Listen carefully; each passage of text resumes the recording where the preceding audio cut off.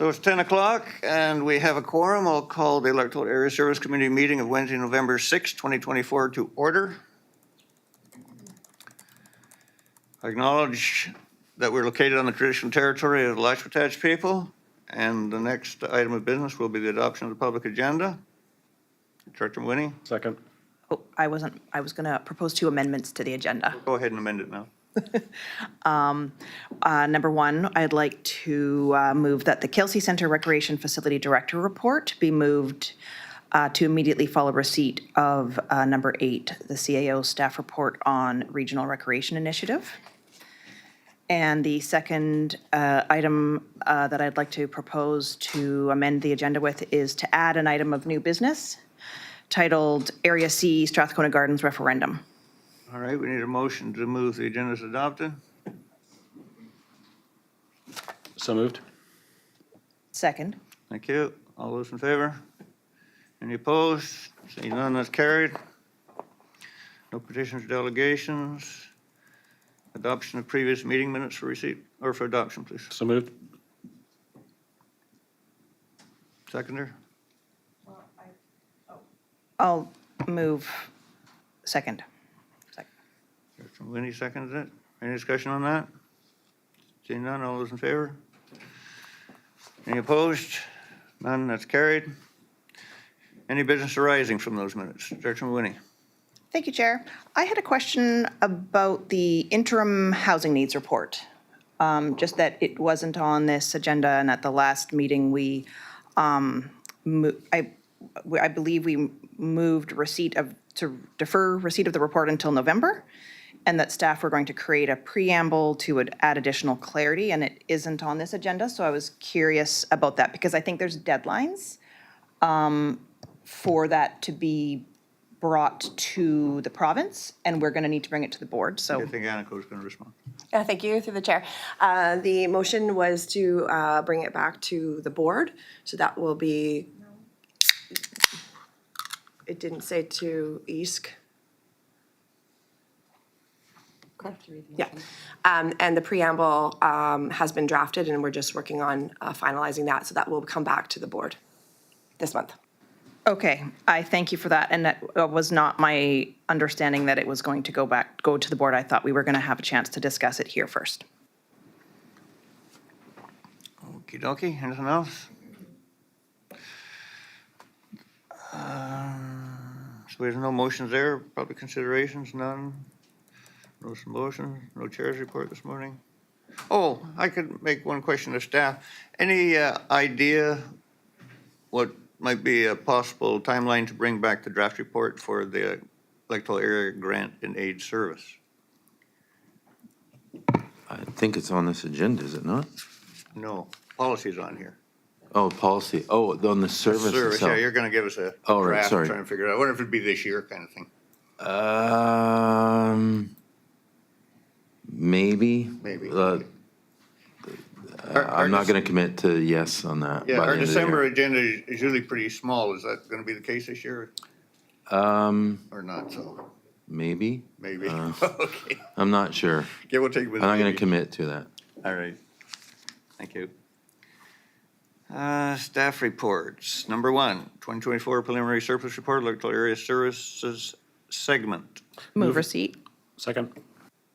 And I believe the staff has a report on this. Yeah, Mike has a presentation here for us. Good morning, everyone. So yeah, we have a brief presentation, kind of a high-level overview of the preliminary surplus for the electoral area services. This is just one component of our overall financial statement, so we'll look at the board and the gardens in upcoming meetings. So apologies too if you've recall last year's presentations. This is going to be eerily similar, but we always find it good to do a refresher, and especially for those folks watching online, just some background information of what a service is. So we kind of start with the top 3 myths in local government finance that we commonly face. And the first one is the assessment increase automatically translates to a property tax increase. A lot of people compare property taxes to a sales tax where they requisition a fixed amount. So with provincial sales tax, for example, at 7%, if the underlying price of the goods rise, the government automatically collects more money, whereas in the local government, we requisition a fixed dollar amount. So there's not always that automatic increase, and it's quite often everything else being equal. When assessment values rise, our applicable tax rates go down. Mike, do you want questions as we go, or do you want to finish first? I think we finish first and then circle back. It might be the Okay, most you bet. efficient way. The next one we face is that the consumer price index should be somehow equal to a local government price index, which is not the case because CPI, is a lot of people know, is based on a basket of consumer goods, whereas local government's not a typical consumer. The CPI, for example, is based on one individual needing one dwelling and approximately 2,000 calories, versus a local government actually expands its service and grows over time. So there's a bit of a disconnect there. And the last one we face is that surplus equals profit. Surplus in local government accounting is bad branding, is what it is. So it often causes confusion there. So the rest of the slides will kind of comment on why that's not the case. So as far as what is a surplus, it's mostly just a timing difference between when we collect money from a taxpayer and when we spend it on their behalf. So the vast majority of the numbers we carry forward is just strictly due to timing. And the other thing to point out is surpluses are cumulative. They've been carried forward ever since you started the service. So it differs from a local business in that you could imagine if you were a local retailer, if the first entry on your income statement was recognizing the prior year's income, which is essentially what local government accounting does. So we carry these through year after year, whereas a lot of people can. They look at 5-year statements and believe they could add that surplus number up and it would somehow be cumulative. And then the other thing to note about it is it is inevitable with local government financing. It's not unexpected. We do expect and even hope to maintain a surplus a certain date of time, and it's often the case that an individual project won't get completed cleanly within a one calendar year. So as the slide shows, we often budgeted amount and then we spend it over the duration. So eventually the surplus goes away, but because we have to report it December 31st, there's usually a balance that's getting carried forward, and we refer to them as a carry forward in the financials. And then the other slide to illustrate that is typically what happens with an asset. So assets often break in the first year of operation and the last year. So usually when something gets put in, for example, we'll establish a $10,000 repair contingency, and that'll get carried through year after year after year. And so in this example, a major repair happens in year 4. The taxation effect is not the entire 10,000. You just need a tax to replace that repair contingency. And then if that contingency ever increases or decreases, there'll also be a taxation effect. So if you see repair contingency year over year of $10,000 and it's not getting spent, there's actually no tax impact for that amount to be carried. So what's really important is the change of surplus. That's what we try and analyze, and it's neither good or bad. It really depends on why it's occurred. So the example I always like to look at is repairs and maintenance budgets. You could have a lot of different factors within one budget line item. So for equipment repairs, for example, it's ideal that we have it, but we hope to not spend it. We hope the equipment works and there's no downtime or outages, and so we'd want to carry that along. And on the opposite side, we'll have something like oil changes where, that's one area where you shouldn't be saving money, right? Because that's a very short-term impact. So in one line item, we kind of, staff look to analyze why the surplus is happening and make assessments of risk and whatnot, and whether or not any contingencies should be increased.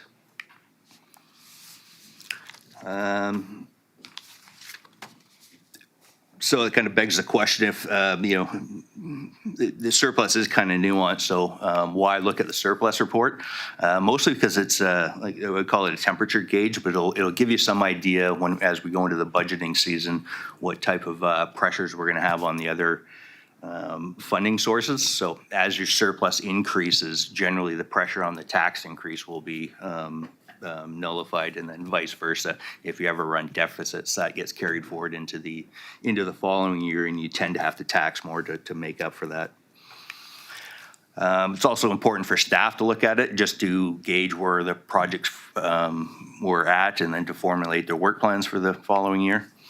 And it's also a good assessment for risk and operating levels. So if you have aging equipment, for example, you might want to see your contingencies for repair and maintenance rise to match that, or else you could get into problematics if you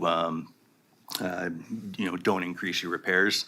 Just like risk, if you start doing more riskier activity, you might want to see a higher contingency for legal or professional fees expense to help offset anything potential. So we try and budget for what is possible, and then when we get to the surplus, we kind of look at what is probable, and then to see where we're at. So overall, for just the EAs, this is the macro trend if I just add everything together and have a look. So for the last 5 years, so from 2019, it generally started to elevate, a lot of it due to COVID, and some projects were kicked off or pushed off, and some of the hiring was a little bit more difficult. But as we transition out of that, they're starting to come down a little bit. Overall, as the regional district expands or increases its operations, you should generally see that trending up. But the last couple of years, we've noticed it's been fairly elevated, I think mostly due to the effect of COVID. And then the other reason why it should be rising is just because a lot of our infrastructure is aging. So as it ages, we should see more and more contingencies. So in the charts, I have everything broken down, and then I thought I would just kind of cover some highlights for the electoral area shared services. There's only 3 of them, so I included everything. So just a couple notes on that. For the electoral area administration, a lot of those expenses are out of staff's control, so we tend to do a conservative estimate for directors. So that $36,000 is most likely conservative, and depending on how much claims we get for the rest of the year, that should increase. It's also important to note all these services, all these surplus estimates will get adjusted again before you see the tax increases for next year. 340 liquid waste, nothing to talk about there. I just included it because it was only one of the 3 services. And planning is a bigger swing, but this is, I think, is more or less normalizing, coming down to where it should be. COVID had quite the impact, so there's, especially on the revenue side, we saw a lot more revenue last year than we were expecting, which was kind of a hangover from COVID, or a bit of a catch-up from the 2021 and 22, where revenues were a little bit suppressed. And then with the staffing and hiring, and there's some more detailed notes in your package.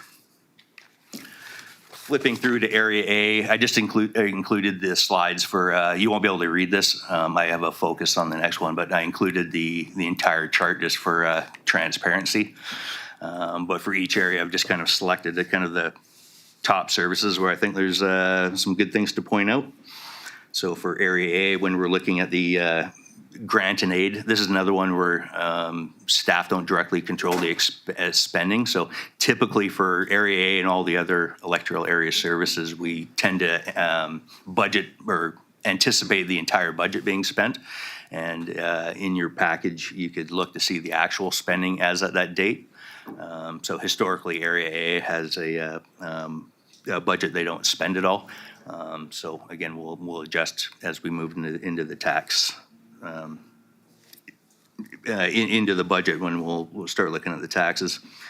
For the feasibility study, historically, Area A has been relatively low. They've had a $5,000 base budget. In 2023, they added $20,000 to have look at some extra study, and so it's just on the timing difference. When the studies are complete, that surplus is expected to go away. But I thought that was a good highlight of the actual impact of the surplus. So you can see it's actually quite a significant jump, but as I say, when the project's done, it should go away. And then the 245 Seward Valley Fire Protection, that again is normalizing. In the past, the 5-year average was so high just because we're carrying a significant amount of repairs and maintenance expenses, and then we got a lot of grants to offset the actual amount we were drawing from reserves. So historically, that's just had a higher than usual surplus, and it's coming back down to the normal. For Area B, again, that's just for transparency, so that's all the services. I just grabbed a handful of them to comment on. So first of all, for both the South Cortez Fire Protection and the refuse collection, both what I want to highlight here is there's actually no surpluses in these services, and that's just due to the fact that we're funding everything or we're balancing the budget with reserves, which is quite common for garbage collection, especially when we don't always know the tipping fees. So like I say, the budgets are balanced using reserve transfer. Anytime we don't spend as much and we have a little bit of a surplus, I reduce the draw on the reserve, so I'm not showing a surplus that's being created by internal funds. I'm not sure if that makes sense, but yeah, you should see it going in there. And same with the South Cortez Fire and the first in the Cortez Island First Responder. The other thing to point out is those are done with contracted service, and so it usually meets our budget, so you're not always going to see a surplus here. But as we get into the one-on-ones when they come up, you can actually look at have a chance to see the South Cortez Fire Department operations and whatnot. They might have a surplus on their side. I'm not sure if I was too clear on that, but any questions I could swing back to answer. Again, for Area C, that slide was just for transparency. The 158 feasibility studies, again, we just have a $200,000 project in here, so it's just the timing of the costs. For 331 Q Cove Sewer, the big impact there is primarily repairs and maintenance. It's just this year is anticipated to be higher than next year. We haven't actually made the repairs yet, but we're anticipating they come through before the year ends, so that's why it's being shown down. We tend to be conservative when estimating repairs and maintenance for Q Cove because it's a bit of a crapshoot given the age of the equipment, how much the repairs will cost. But we're anticipating to spend a significant portion of the existing budget, and it may come in less than that. The sewer extension number 1 was the other anomaly we saw this year. So that's usually a pretty steady service, just with the parcel tax paying off the debt amount. But we had a legal expense come in for some right-of-way work that we didn't anticipate. So there's going to be a bit of a deficit this year to make up for next year. Again, that's Area D. That's all the applicable services. And the one I want to talk to first was the Campbell River Fire Protection. Again, this one is a relatively low surplus given the dollar amount we see running through the service. That was just because the prior year was higher than anticipated. But typically this function is in a surplus just because of the timing of the capital projects. They tend to be estimated and deferred, so it's quite uncommon that the surplus is this low. Building inspection, again, the prior years were semi-elevated just because we were doing a large system upgrade that also affected building inspection and planning. So that's complete now, so these are just normalizing. Building inspection also had the same COVID impact where we saw lower revenues in 2001, 2002, 2003 it spiked, and so now it's kind of coming back to where we expect them. And the 319 water, primarily the surplus there is a big impact. It's mostly due to the bulk water costs, which are significant. It's over $1 million. So last year's estimate was out about 14% for the year, whereas this year we're tracking rate pretty much on budget. So 14% of the bulk water is about $200,000. So it's just, again, it's just a timing difference, and then we'll roll that into the next year. So anyway, that was a very brief and high-level overview of the surplus. Just a reminder that we're going to be looking at this surplus report is going to form the basis of our upcoming meetings, especially for the one-on-ones. If anyone has any detailed questions on an individual non-shared service, that might be a good time to do any follow-ups. And then we also have on December 11th is the regular East meeting. We'll be looking more at the shared services and planning. And that's what I have for presentation. Go ahead, Director Vinesh. Thank you, Chair, and thank you for that presentation. I just had a comment on one of the myths that assessment increase equals increase in property tax, that being a myth. That is only true if property values increase or change by the same amount across the district. And I just think it's worth noting that on Cortez this past year that the assessments were increased by more proportionally in proportion to the rest of the district. So in Cortez's case, property tax increases did cause a property tax increase. No, that's not true. So it doesn't matter where the area is, because we have shared service, we have individual services. So each one of those has a requisition taxation limit to it. So if you have a park service on area B, that has a requisition limit, and it's not tied to any other area's Right. taxation. Individual services. So it doesn't matter where all the areas will go up differently, but it's those individual requisition limits are not tied to any assessment value. So they're all individually assessed. So you could go up twice as much as somebody else. And in fact, if you did, it's more likely that the taxation assessment will go down, because it is very rare, I don't know if it's ever happened, that if the requisition goes up, I would say 99% of the time, if not 100, the assessment, the taxation assessment will drop. That's for individual services. If almost any service, because if you think of your assessment, we collect X amount of dollars, and your assessment is almost always going to outpace whatever the need we need to collect in that area. So almost, I can't even think of a time there. I'm sure there's an anomaly, but if your assessments go up, almost always the tax rate will drop. For individual services. For any service. So for shared services across the district, where property values increase more on Cortez than in Campbell River, for example, and we're both paying into the shared services, doesn't the proportion of that Cortez covers increases because of the disproportionate It property could value go increase? down less than the others, but again, if your assessments are going up, the taxation will go down on that.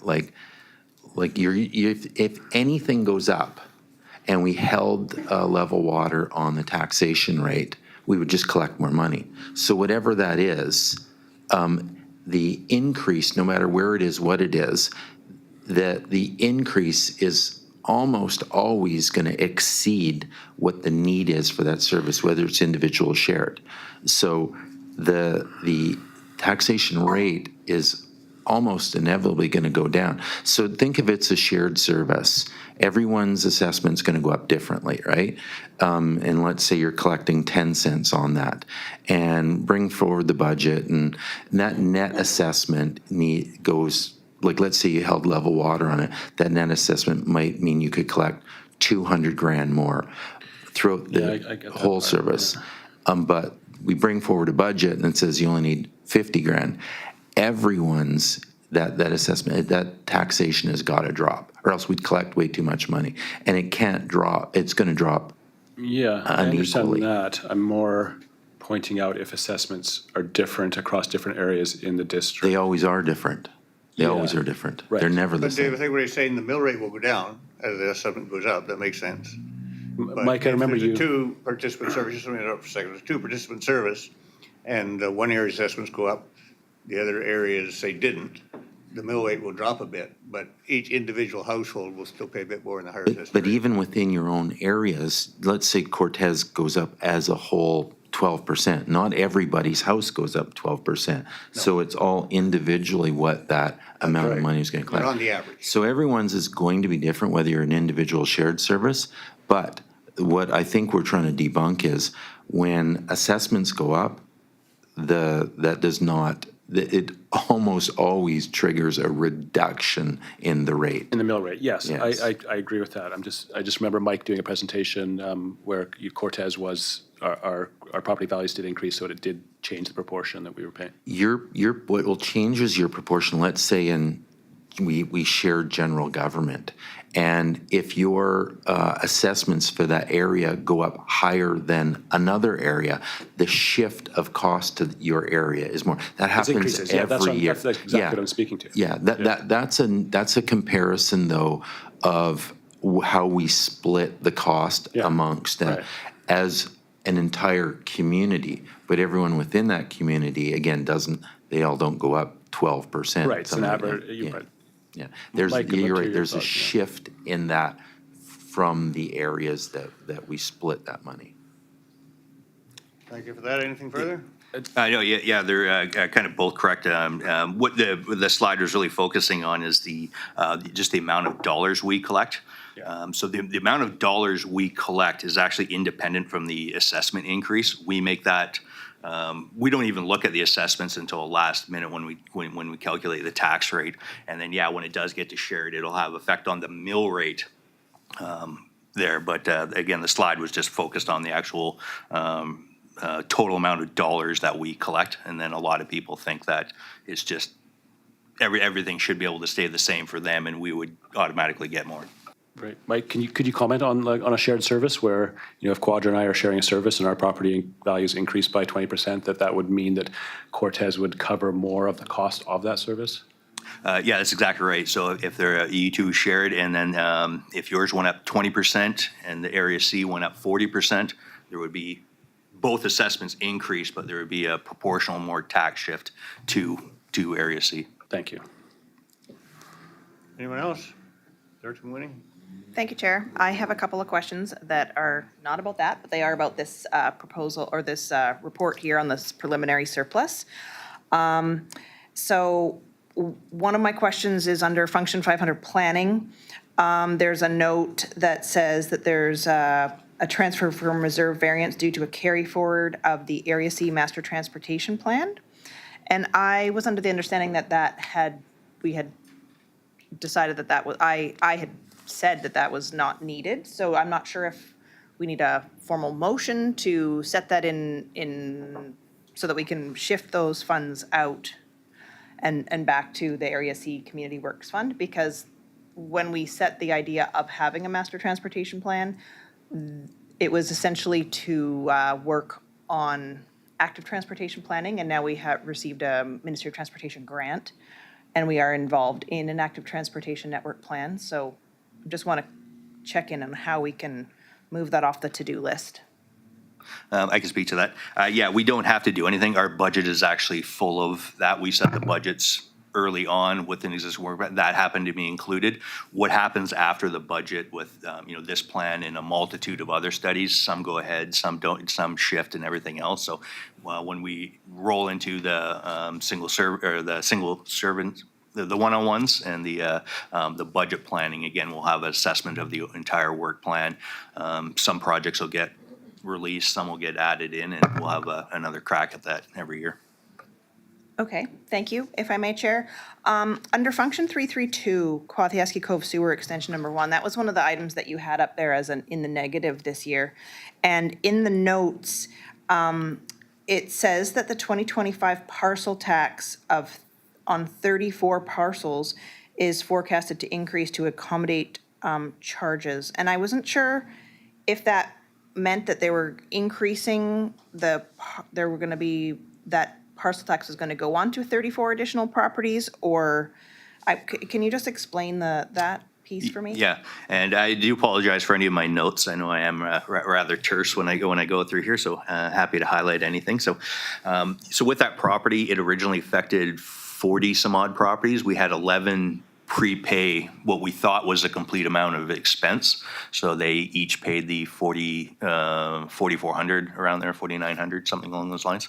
That left the 34 properties, was it? I wrote. Yeah, That left 34 parcels in the service, and they're paying based on the annual rate. So there's actually a bit of risk not prepaying, because that kind of cemented in your cost. So if any additional costs came in, they would have to get shared between the remaining people still paying the amount.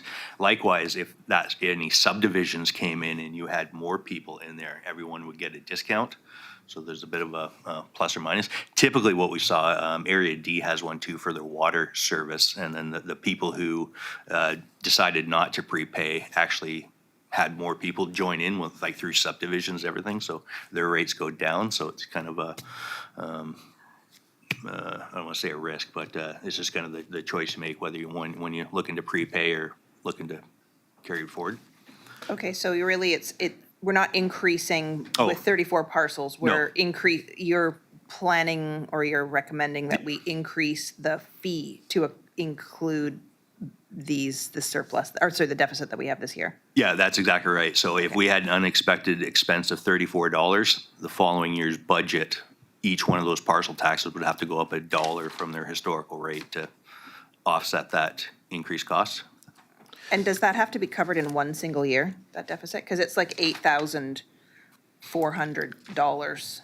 Yeah, so we don't have any reserves within that function, and we have to produce a balanced budget. So we're going to have to divide $8,400 by 34 properties? The budget will. So if I can, just to add a little history to it, I mean, we're going back probably almost 10 years when that sewer extension area was proposed. The regional district went to the folks, and I think the estimate was somewhere around $9,200 a property to connect to it. Went out to some kind of, I don't know if it was referendum or AP, whatever. We got support from the community that they were willing to pay that amount of connection fee. I think it was around $9,200. So as we worked through there, got grants, so on and so forth, we were able to reduce that number down to about the $4,500. And then once the project's complete, we know our debt, we say to the folks, okay, you people, you agreed to the $9,200, we've reduced it to $4,500. You have two options. You can pay lump sum right up front and clear the decks off there, or you can pay a piece every year for whatever the term was, 20, 25 years. So the risk to those that said, so there was a bunch of people that paid lump sum, they are now out of that debt service area. They paid theirs, they washed their hand of it, they're good. So you remain 34 homes in there. So the risk to that, as we communicate to folks years and years ago, is that if that service, if there's costs incurred, which now there was legal costs incurred to that, there's only 34 homes remaining. Those people, the other people paid their lump sum, and that's the only group to left pay. So that was part of the risk that they had to take in terms of accepting the annual payment, if you will, to pay off the debt. So there's no reserve funds in there. It's just a debt service area, if you will. And so there's a little more debt to be serviced and only shared by those folks. So no reserve fund, no anything. By law, we need to balance a budget and we need to recoup those costs from that service. So those 34 homes are the ones that have to pay. Okay, well, thank you for explaining that, and hopefully we can have a really clear letter that explains to people why they have an extra $250 charge, because it looks like that's probably what it's going to be per person or per house. I do have one more question, or actually, if I may, Chair? Yes, you may. Thank you. Under function 698, the Heritage Conservation Service for Area C, which is a pretty static service. As far as I know, we don't have anything running through that service. We're just sort of slowly saving for a rainy day for conserving something. The operating expense is listed as $336. And I was under the understanding that the individual service operating fee was $250. So could you explain the discrepancy, please? So the discrepancy will be in the liability insurance. As from the last committee of the whole, we started to look at our internal allocations, and the liability service was one of them. So we essentially line up every service we have and make an assessment, whether administrative, whether they're emergency services, and each one receives their share of the overall liability insurance. I think we have about $86,000 is our total amount for the organization. So every service sees a liability insurance allocation as well, including heritage. So if I may follow up on that, Chair. So the $250 administration fee per service does not include insurance. No. Insurance is a separate fee on top of that. Yeah, the 250 is limited to finance and IT charges. So that's finance and IT were the declared administration back in the day when the policy was rolled out. So in total, the policy looked at 7 different cost charges, and then liability insurance was separated out, and they took a standard a risk assessment matrix that depending on the type of service. So the heritage is obviously one of the lower risk ones and a lower dollar amount, but it still translates to a nominal amount of $86. Okay, Yep. well, I appreciate Yeah. explaining that and understanding that, because I think it's really important that we all really understand that. We've been having conversations about, and I've been really hearing from some voices that maybe the grant and aid service, the way that the electoral areas operate it, needs to be changed, and there should be much more individual services to provide funding to small organizations. And I think that recognizing that more than $250, but possibly over $330 or more dollars, depending on the risk assessment of each service, that adds up to a lot of, could add up to a lot of additional costs for residents. Thanks. The one thing I'll note is it's not really additional cost, even if we were to get rid of it out of this service. We're just prorating an existing amount of costs. So, like I say, the cost, it doesn't go away. So the overall cost to the taxpayer as a whole is the $86,000, whatever the policy is. How the board chooses to allocate that throughout the service, it doesn't affect also. Like I say, if you got rid of the $86 out of this service or any other service, it would just, all the other services around it would just go up. This is a cost sharing. Likewise, if you added more services, it wouldn't necessarily increase our total liability. But it would insurance. increase the total, if you had to have 10 services instead of one service, you're gonna have 10 times the. Each service will Yeah. get 1/10 of the cost. Overall cost to the taxpayer, The insurance, 10% of the insurance, but it would still have that individual service fee, for admin. Yeah, and that is a 150. distribution as well, right? Like we have, like the total cost, like for example, our software package from Microsoft costs X amount of dollars, whether we have, one service or 100 service. So that is just the distribution of those costs. Overall, the taxpayer is going to pay the amount regardless of how the board just chooses to distribute the cost throughout each service. Okay. Am I making sense there? Yeah, you are. Yeah, I yeah. appreciate, thank you, Yeah, Mike. Anyone else? Seeing none, we need a motion for receipt of the CO's Receipt. report and the Second. presentation. Thank you. Any discussion on that? All those in favor? And that is unanimous, that's carried. Number 2, Electoral Area D Fire Protection Service for receipt. Move receipt. Second. Thank you. Discussion? Mr. Chair, this is just a motion to get support from the committee to update the fire service, the Aegis report, and the cost and timing that is associated with it. Thank you. Director Rice. Thank you, Chair. I do have a couple of comments that I'm hoping to see in the next update. When I did read the 2021 fire service review, and one of the things that I noted with the review is that it seemed like the scope of the review was pretty narrow. So in my mind, what I saw was a fairly, careful how I choose my words, but it seemed to be focused, only on Campbell River at the immediate time, and it didn't really look out too far in terms of what was the budget coming. And I think that really did a disservice to that particular report.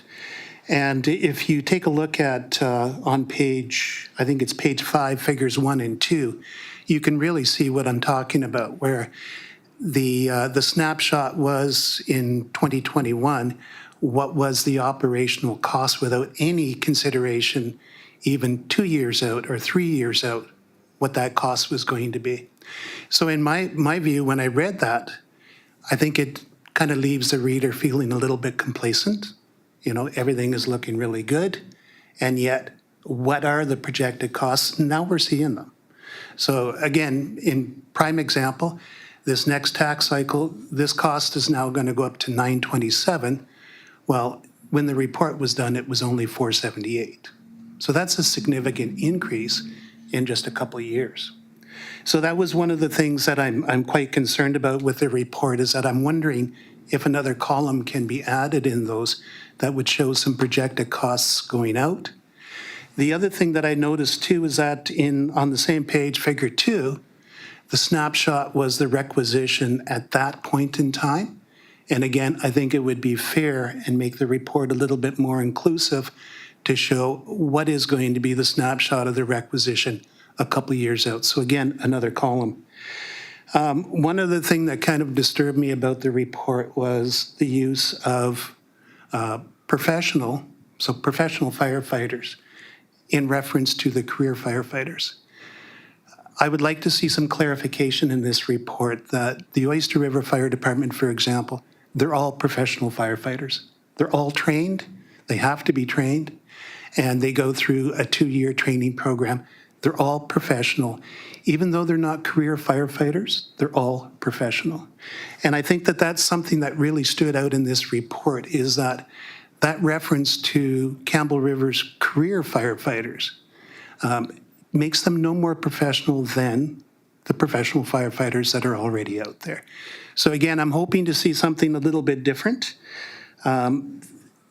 The other thing that I am really hoping to see is that we come back with some stronger language around revisiting the service contract that we currently have. Again, I'm quite disappointed that this report came out in 2021.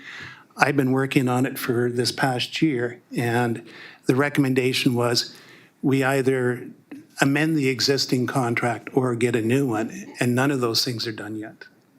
So those are my comments. Thank you. Thank you. So a couple responses. So you're right. I'm not going to disagree that the report, the study was done at a moment in time, but that was instructed to do, not project forward. The discussion was, hey, look, are we getting good value from the director? Are we getting good value from our contract service? And what would it look like if we established a hall today? That's what the focus of it was on. It wasn't to look moving forward. So we can absolutely do that and project out, because I think one of the major issues with the cost in there is the capital contributions in there, and that has a significant impact on the cost moving forward. So absolutely can do that, but that just wasn't the instruction on the previous one. It's like, look at what we're getting now, and if we built our own, what would that look like? That was the focus of it. So we can change that a little bit. The other thing I'm just going to make a comment about the terminology in career and professional. The owner of the Aegis report is a retired fire chief, and so that's language that they use. I'm not familiar with what the difference is, career professional association, whatnot. So if that language is offensive to some, it comes from somebody that is a retired fire chief. So we can chat with them about that, but. Well, I do want to tell you that the language is offensive. Sure. But it does come from someone within the industry. And again, I'm just relaying what I hear in the community. And we want to make sure that everybody understands that, even though you might have paid on-call volunteers, they are still professional firefighters. They are trained up to be, what they need to be.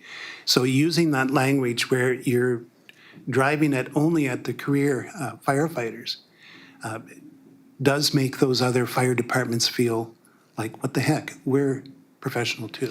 I'm not arguing with you. I'm just saying the language comes from somebody that's either, I don't know, fire professional, career firefighter. I don't know. That's where it comes from anyways. It wasn't staff. And, as far as the contract negotiations go, it takes two to participate in those. We have certainly encouraged Campbell River to engage in those discussions. I can tell you very recently, they have connected with us saying that they want to organize a meeting in terms of that. So that is happening, but we have, I can't negotiate with myself. So those are now scheduled forward, and we're certainly going to bring the concerns you've brought forward to those discussions. Anything else? Motion? Can I ask a question? Yes, you may. I have a question for Director Rice. Director Rice, you were saying that the report in 2021 made recommendations, and are those underway now? Like, are those things that will be achieved through the motions that you have currently underway? Or do we think that we need to have further work on that to ensure that those are met? The recommendations that were made in the report, basically, I mean, there was two recommendations regarding the existing service. As Mr. Leach just said, finally, it looks like there's some interest from Campbell River, so that's a good sign. The other recommendations were basically over the costing of having our own fire service. So those are things where, again, I would like to see what the updated price is in terms of running our own service. I think that based on the feedback that I've had from the community with my town hall recently, that the interest is there, and we think that perhaps maybe, it's still going to be quite a few years out, but it does look like there's opportunities that we can move. But in the meantime, we also have to recognize that the existing contract is a challenge, and that's highlighted in the report by the fact that capital costs creates a lot of unpredictability, and we don't get what those capital costs are until budget time, and it's basically we can't even have a good dialogue on it because we're in budgets and we have to approve budgets. So that's my concern with the fire service agreement, is that if you're going to bring capital costs forward, bring them well before forward so that we can actually have some discussion on it, but that doesn't happen. So anyways, that's my thoughts. There's something tricky about, and it's a very old agreement, but tricky about the current agreement that we have in terms that it says you pay for everything, I'm paraphrasing, but everything to support fire services in the city that will and can provide those services in Area D. So one of them, of course, the large item is capital. And so the city has plans to build a second hall that costs significant money. And so we've had to increase our requisition for that service to get some money to be able to pay our portion. Now, there's two interesting points about that, is that, like, let's say in Cortez Fire, when we pay for capital stuff, we own it. So on Campbell River, if we contribute to capital, we have no ownership. So that's one, issue that needs to be resolved.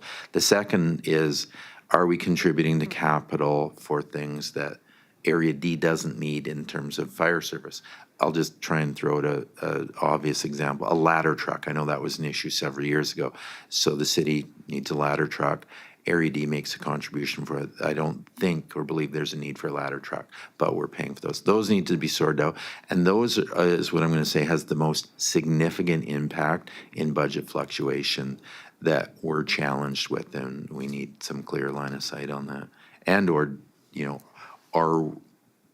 is Area D still interested in making contributions to capital without ownership of that? Just further comments, thank you, Chair.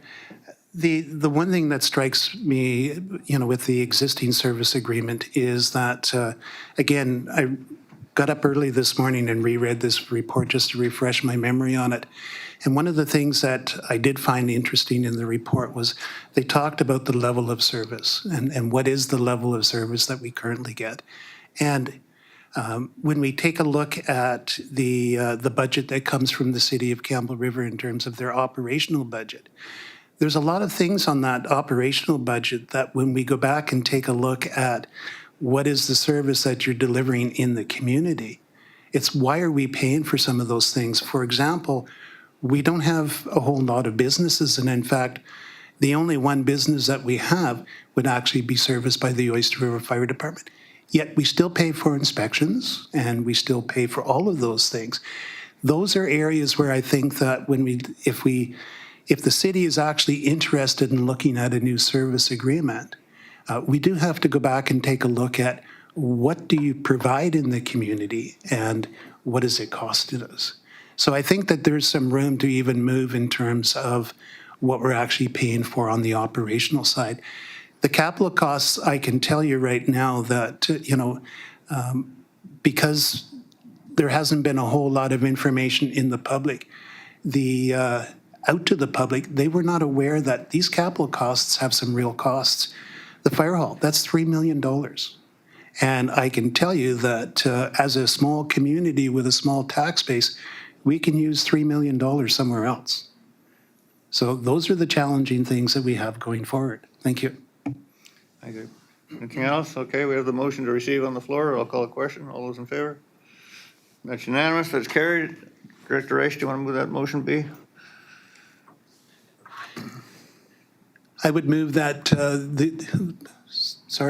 that the committee recommend that the Aegis Risk Management Limited be advised to proceed with updating the Electoral Area D Fire Protection Study, and that it be funded through the Electoral Area D Fire Protection budget. Second. Thank you, Director Winnie. Discussion. All those in favor? That's unanimous. That's carried. Number 3, Cortez Island Protection, proposed extension, Tiber Bay. I move that the report from the CAO be received. Second. Thank you. Discussion by anyone? Seeing none, all those in favor of receipt? That's carried.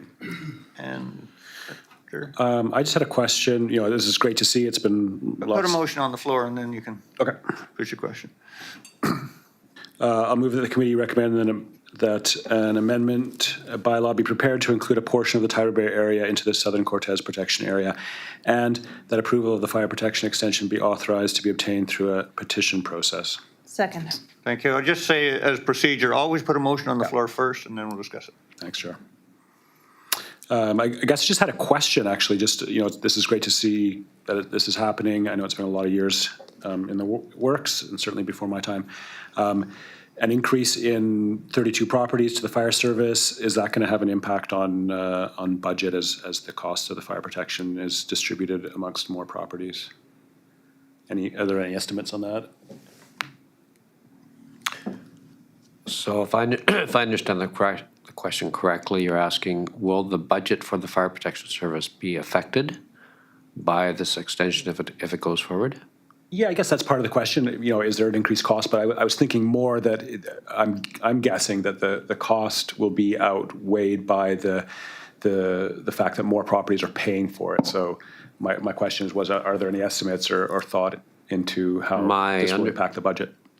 My understanding from talking to Sean Koopman is that there might be some slight increases in certain operational costs. Obviously, the gas for the trucks to get into that area, that kind of thing. But in terms of capital or a significant operating cost, I'm not aware of any. This is a fairly small, relatively small extension in terms of number of additional properties. So it's not my understanding there would be any kind of significant cost increase associated with it. All right.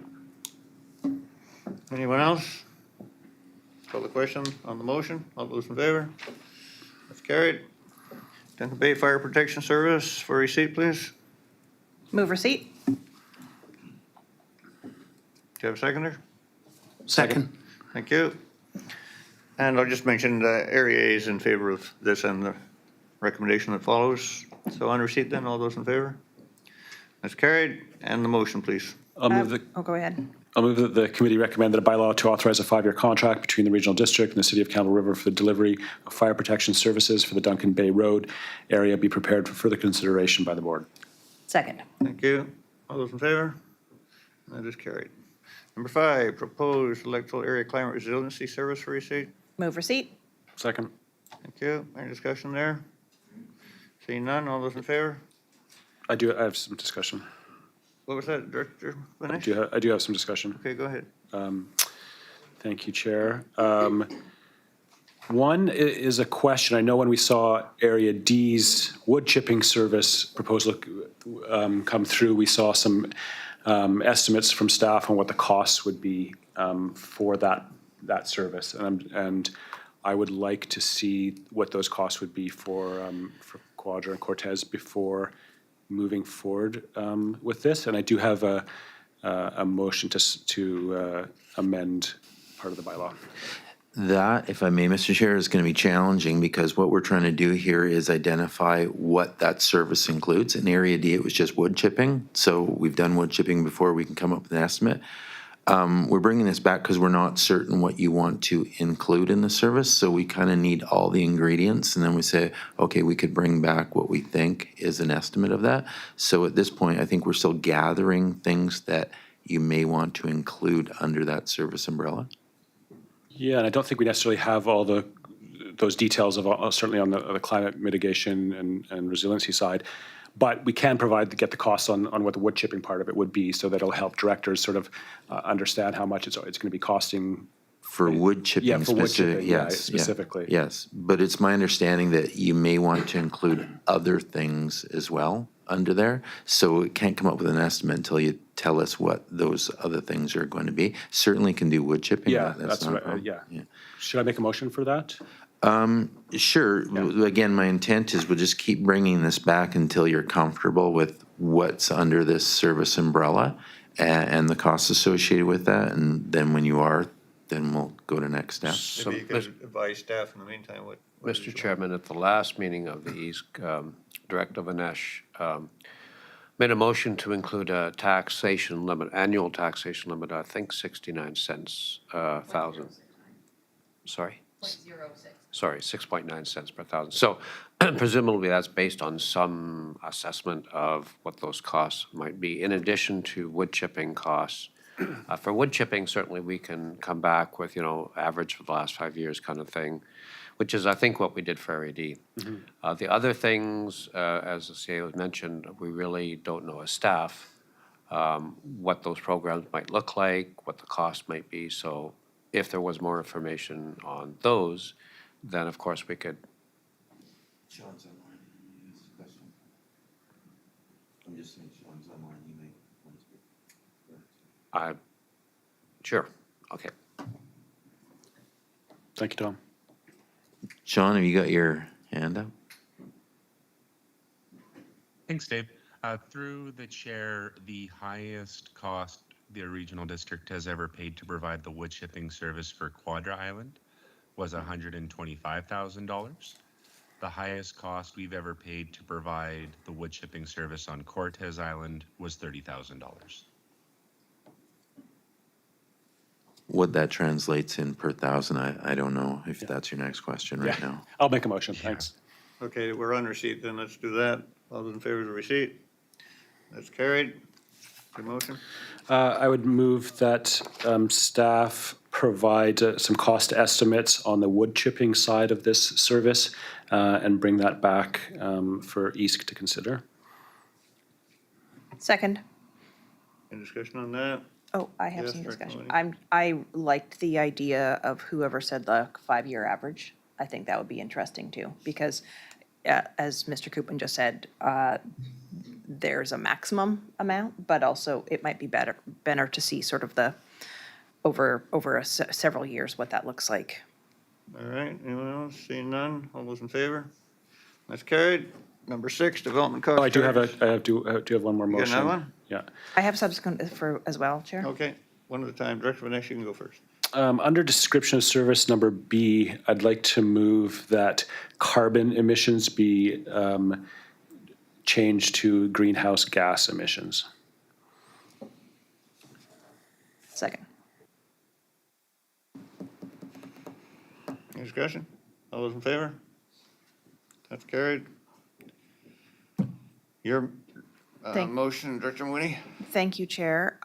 When I read the description of the item of the climate resiliency service, one of the things that I'm I guess it's a question before I make the motion, and it's a question to staff. Here at this committee table, we've been discussing natural asset management, natural asset mapping and planning. I'm wondering if staff believe that this would be an appropriate fit to put in the climate resiliency services rather than the planning, because I had kind of imagined that it would fall under planning, but I'm curious on staff's perspective on that, because it's maybe something that I could move to include in this service if that was. I see Mr. Koopman wants to speak here. Go ahead, Mr. Koopman. Oh, you shut it off, all right. I think, in a word, yes. I mean, it seems, if it seems to fit under the intent of climate resiliency, if it's related to that, I would say include it in this service, personally.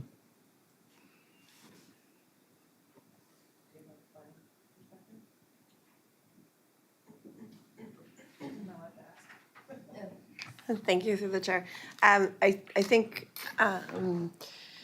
it would be appropriate to do either. I think to date, the mapping that we currently have is contained under the planning service, so it would fit under that function. But it's at the will of the committee what direction they want to take. Well, I will make a motion to move to include natural asset mapping and planning within the climate resilience service. And I'm curious what Director Vanesh feels, if he feels that's appropriate or not. Yeah, I think. Do we have a seconder for the motion or not? All right, we don't have a seconder. We should have something on the floor. We're gonna have a motion here?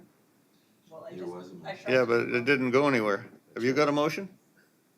Yeah, sure, I'll second it so I can speak to it. And You're gonna second I the hope motion, to all right. My comment here, also what I brought up in the last East meeting, I think that it's worthwhile to keep the description of this service open. That's, it's open, specific in terms of climate change mitigation and reducing our greenhouse gas emissions, rather than trying to list every single thing that we can imagine right now that would be in it. Because 5 years down the road, there's going to be some other thing. It's like, oh, it's not listed in the service description. We can't do that. So I think there's value in keeping the description broad but specific in terms of climate change mitigation and greenhouse gas reduction. Director Winnie? Thank you, Chair. So I guess my question would be then to staff, because the description of the service currently says funding community projects that prepare the service area for the impacts of climate change as one of the descriptions. So natural asset mapping or natural asset management would be a good fit under that already? Yeah, sure, exactly. Like we're trying to be broad to include things and not be too specific and limit that. But if you want to, you can add specific stuff or not. When it gets down to it, let's say we have some project or ideas that we want to do within that service. Does it fit within the description of the service and within the requisition amounts that we have to play with? Okay. Well, in light of the perspectives, I would like to move to withdraw the motion, if I may. You good with that, Director Vanesh? Yeah, thank you. Okay, we don't have a motion. All right, we done here? Let's move on to number 6, development cost charges and amenity cost charges for receipt. Move Move receipt. receipt. Second. Thank you. I think either Meredith can speak to this. Or Kelty, sorry, my apologies. Thank you. Yes, I'll present the report to provide additional information on DCCs and ACCs in electoral areas, specifically areas B, C, and D. Is your microphone on over there? It is. Okay. Thank you very much. Both ACCs and DCCs can be charged when a DCC bylaw or ACC bylaw has been adopted for an area. When for DCCs, services are owned by the electoral area exist, and for ACCs, when an increase in community need for amenities results from development. Both can be imposed at subdivision or at building permit if a bylaw is in place. So DCCs can be collected to help pay for specific infrastructure needed to service new development, such as water, sewer, parks, or highway facilities. And amenity cost charges, which is a new development finance tool, is a tool to fund community amenities needed for growth related to development. For example, capital costs for community centers and libraries. And as outlined in the planning analysis of the report, there are considerations to take for both DCCs and ACC bylaws. DCCs should not be in excess of the capital costs associated with the infrastructure, and it should not deter or discourage development. There are requirements to establish a DCC bylaw, and those are listed from 1 to 7 in the report, such as projection of future growth, identification of required works, estimate of infrastructure costs, and that's a variety of separate costs, allocation of costs to growth or existing users, assign costs to land uses and types, such as residential, commercial, or industrial, and convert costs into DCC rates through calculation, and apply an assist factor where existing population assists future growth. So ACC bylaws must identify the areas in which the charge would apply. Projects for which ACC charges are, and the amount of the ACC charges, so it has to identify both the project and the amount. Charge amounts must consider capital costs, phasing of projects, and they're not, again, to be in excess of the project costs, and they should not deter development. Projects and community needs are found in objectives and policy that supports implementation of goals within area OCPs. ACCs can be imposed by bylaw, again, at time of subdivision or building permit application, but specifically areas B and C has only the option of charging at time of subdivision as a building service is not in place. So Electoral's area, B and C, has only the option of charging at time of subdivision. Building service has to be in place in order for it to be charged a building permit. And lastly, the existing DCC best practices guide from the province assists in both bylaws, in the creation of both bylaws. However, there is anticipated updates to the ACC bylaw development guidance from the province. That has yet to be published, and we await seeing what it says. I'm happy to answer any questions. Anything from directors? Director Rice? Thank you, Chair. Thank you for the report. I think for me, the next step would be to take a look at what are the current charges that we currently have in place, and what would that look like if we had DCCs in place of that. The other thing that I'm quite concerned about always is, and I'm not sure how to accomplish that yet, but what would be the impact to developers? I know that the Comox Valley, we just approved DC charges the other day. But I don't know what we charge here in Area D for things like water infrastructure hookups and things like that. So again, I think that my next step would be to get a report with some further clarification. I'd also like to know from planning, what is it going to cost to bring the bylaw into place? Thank you. So do you have a subsequent after receipt? I will. All right. Anything further? Director Mooney? Thank you, Chair.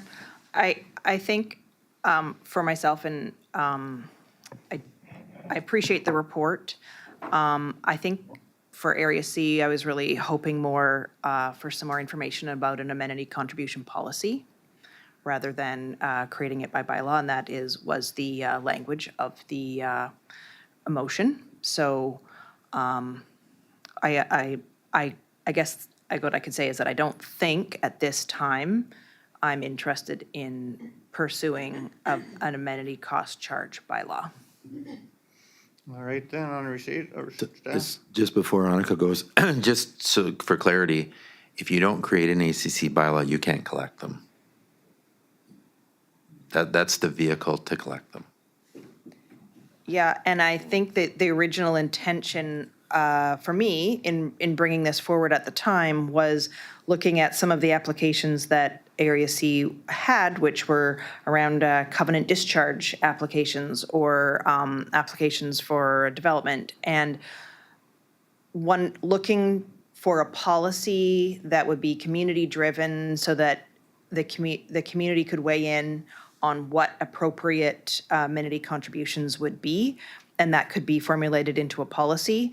And then it could be pointed to by planning staff when, because we don't have such a policy right now, when an application was coming forward. And that doesn't seem to be answered in this. So I guess we'll just have to wait until we see our OCP and maybe we can But just for pull clarity. something out of there.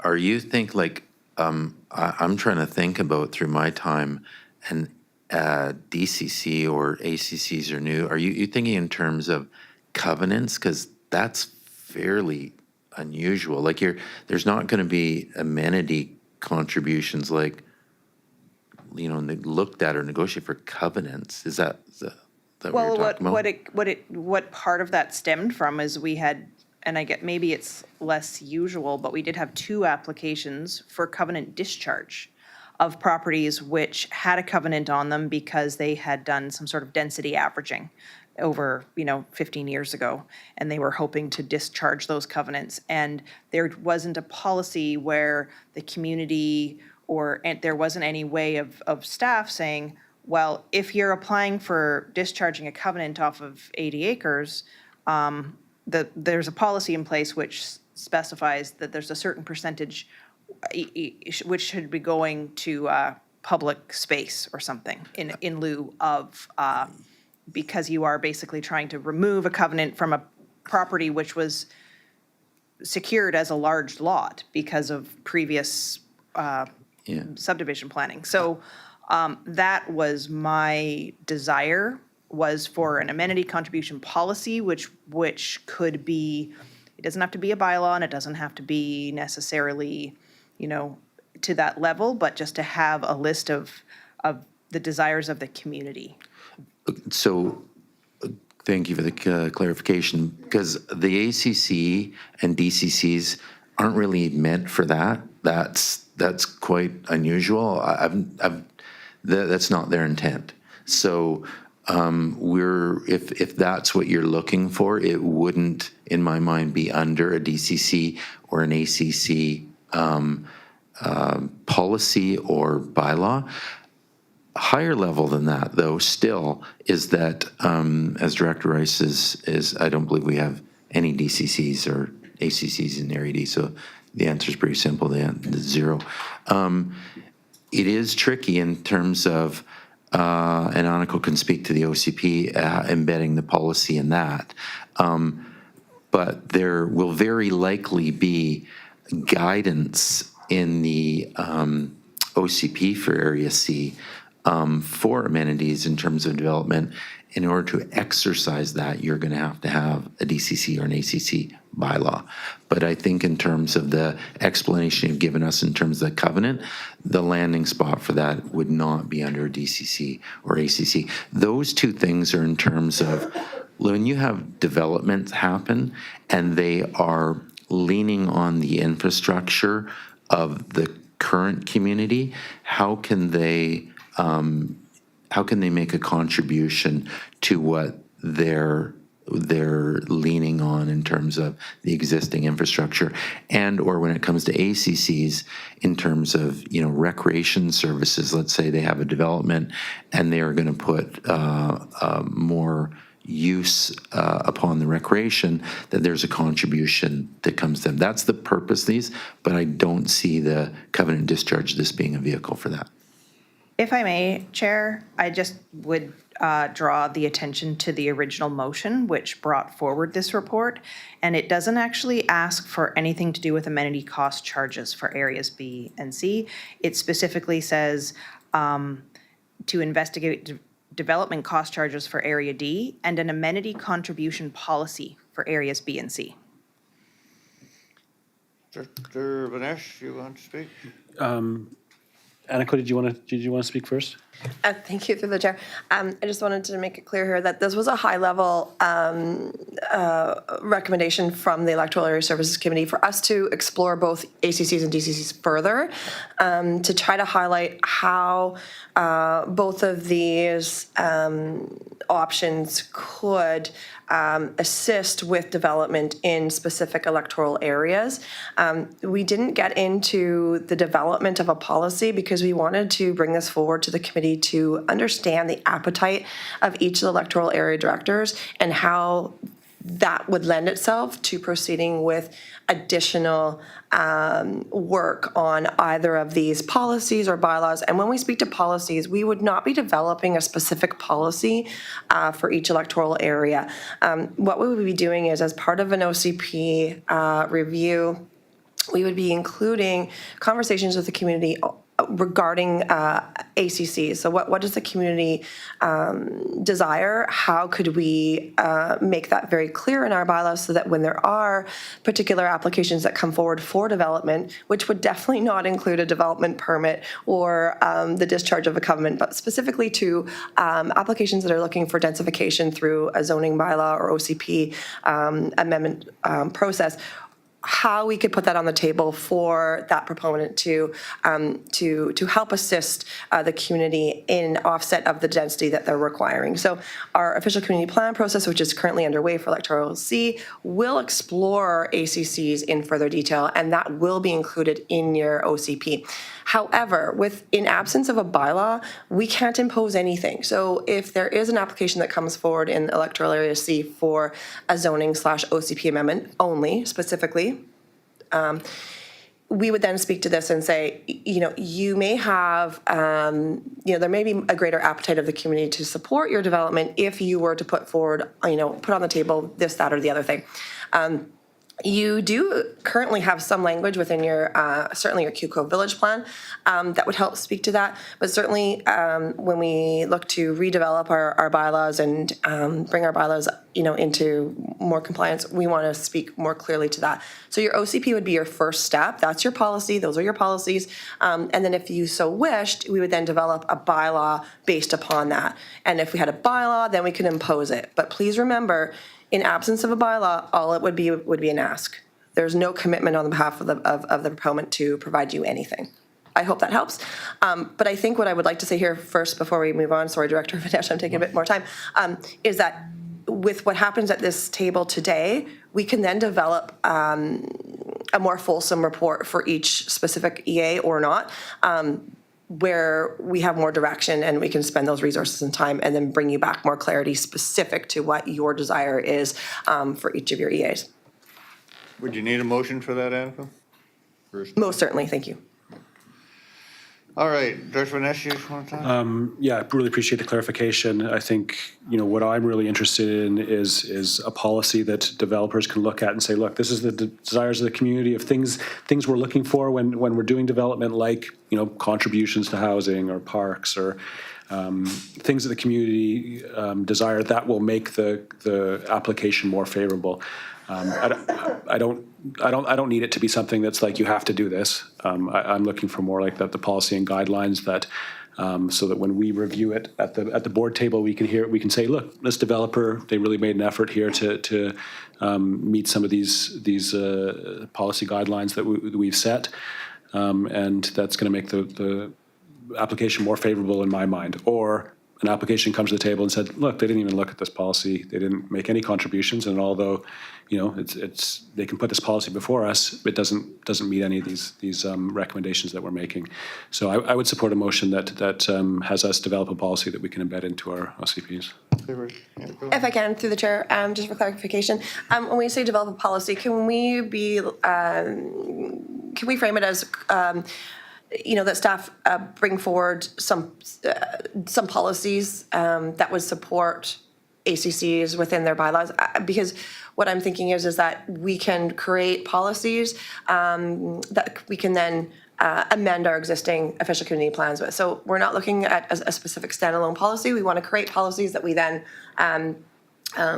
include within our existing OCPs. Yeah, I think that's what I. Still on receipt. Oh, may I ask one more question? Director Vanessa, you finished?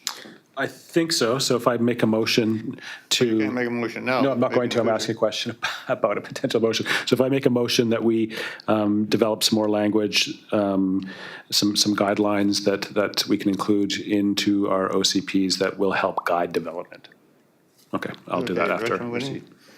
Thank you, Chair. And I think for me, when planning staff is pursuing this conversation through the upcoming Area C official community plan process, one of the things that I think is really important to learn from the community is if there is a lot which is being divided into, I don't know, over a certain number of over 5 smaller lots or something like that, what percentage of that land does the community feel would be an appropriate amount to be contributed as park or as public land? Because I think that's something that comes up quite frequently, or land for housing. Like, I just think that there's, that seems to be a conversation in the community about what is the appropriate amount. And I think that hearing from the community during those conversations about that versus specifically talking to the community about amenity contribution bylaws and amounts that are going to fund sewer systems in the Cove, because really that's the only real public utility that we have at the moment. So that just, if I'm allowed to pass on that direction, that's what I would ask. Okay, on receipt. All those in favor? That's carried. And Director Rice? Thank you, Chair. I'd like to create a motion that staff prepare a further report, and that report includes currently what we do charge versus DCC charges. I'd also like to know what additional budget Area D will need to put forward, and I'm not sure if it's possible, but what would be the impact to developers? Thank you. I can second that. Was that a whole motion, or was that a question in the motion, or? That's a whole motion. Okay. Did you get those? Yes, we have a recording. All right, then. All those I in think favor? specific for Area D is your intention there? Yeah. All those in favor? That's carried. Surge narrow, so Director Vanessa, you want a motion? I'd like to move that staff develop some development guidelines,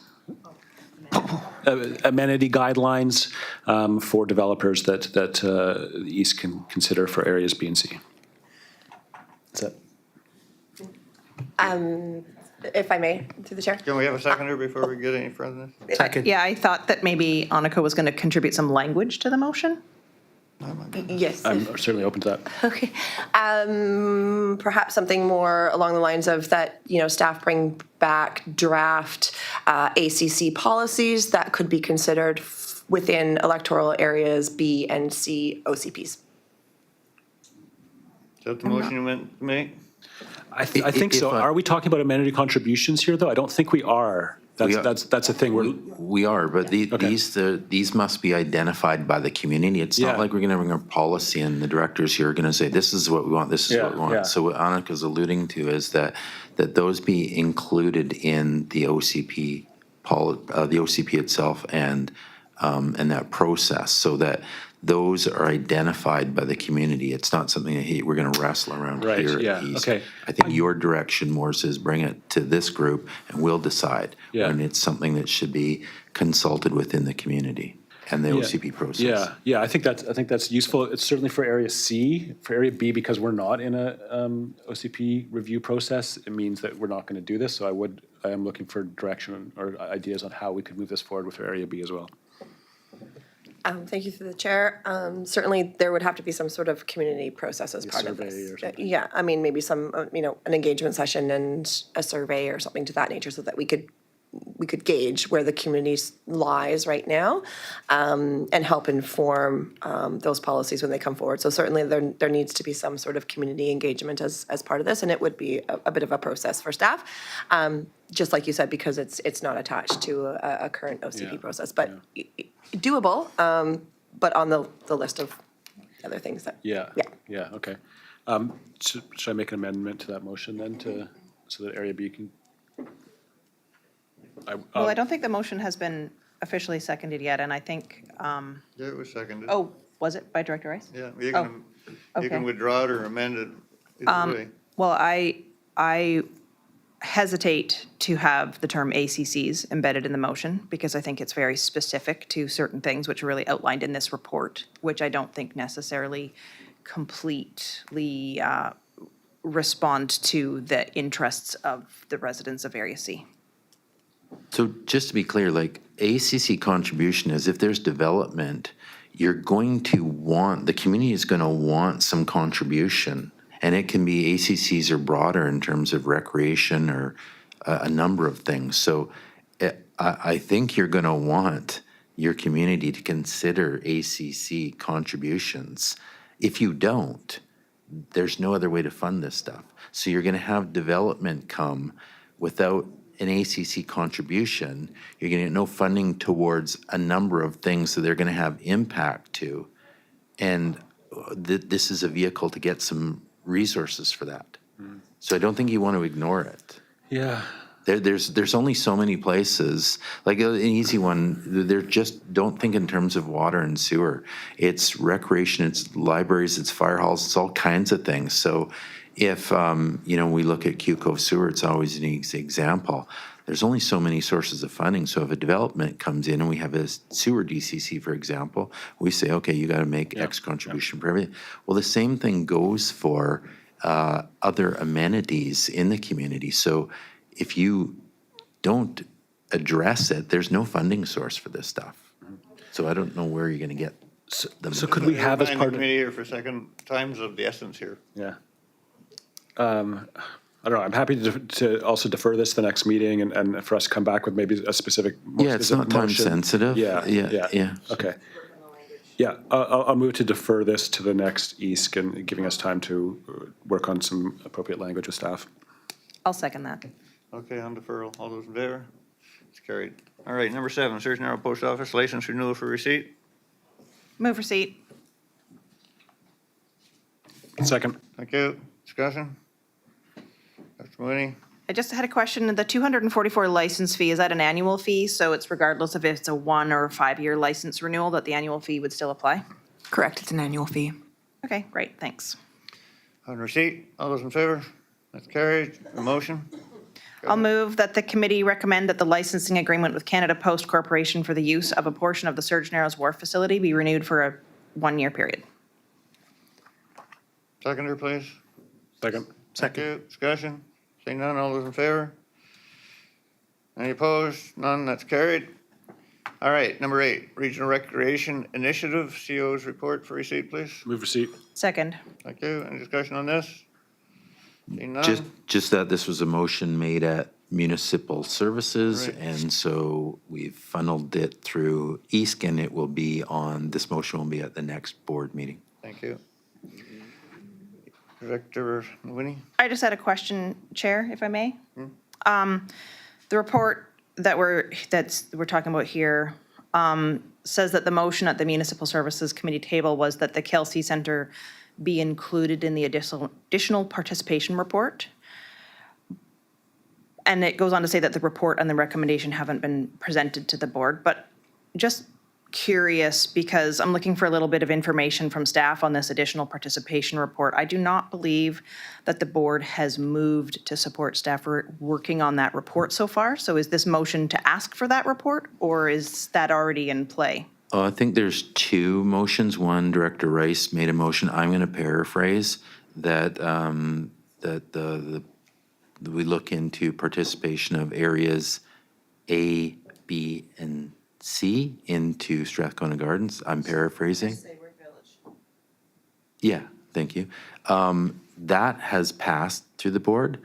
This came from Municipal Services that in essence says, can you have a look at the Kelsey Center and the Village of Sayward?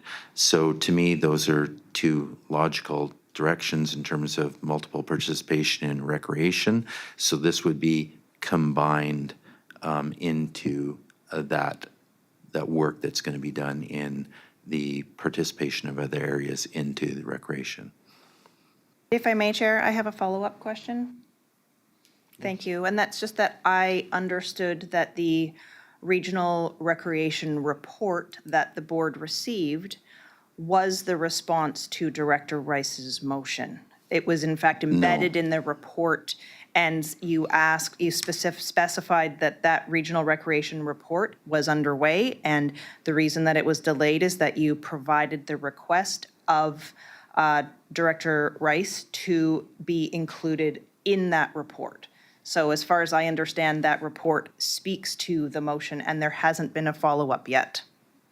I don't agree with that. So we had that regional recreation report in the queue, working on it for some time. Director Rice came up with a motion to look at, again, other participants in the service. We amended the regional recreation to highlight what that could look like, not getting into the details of it though.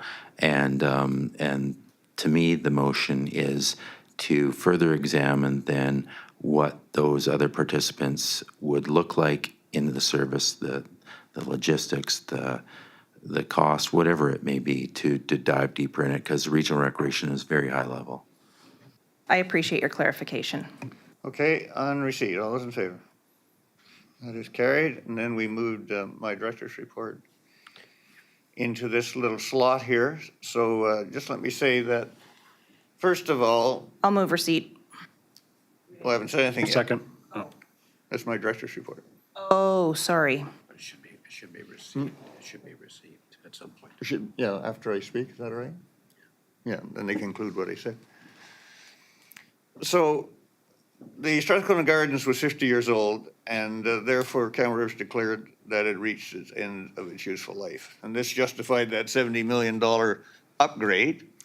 I want to point out that the Kelsey Center is well over 50 years old, and it's close to the end of its useful life as well. Doesn't meet building code, likely wouldn't withstand a strong earthquake.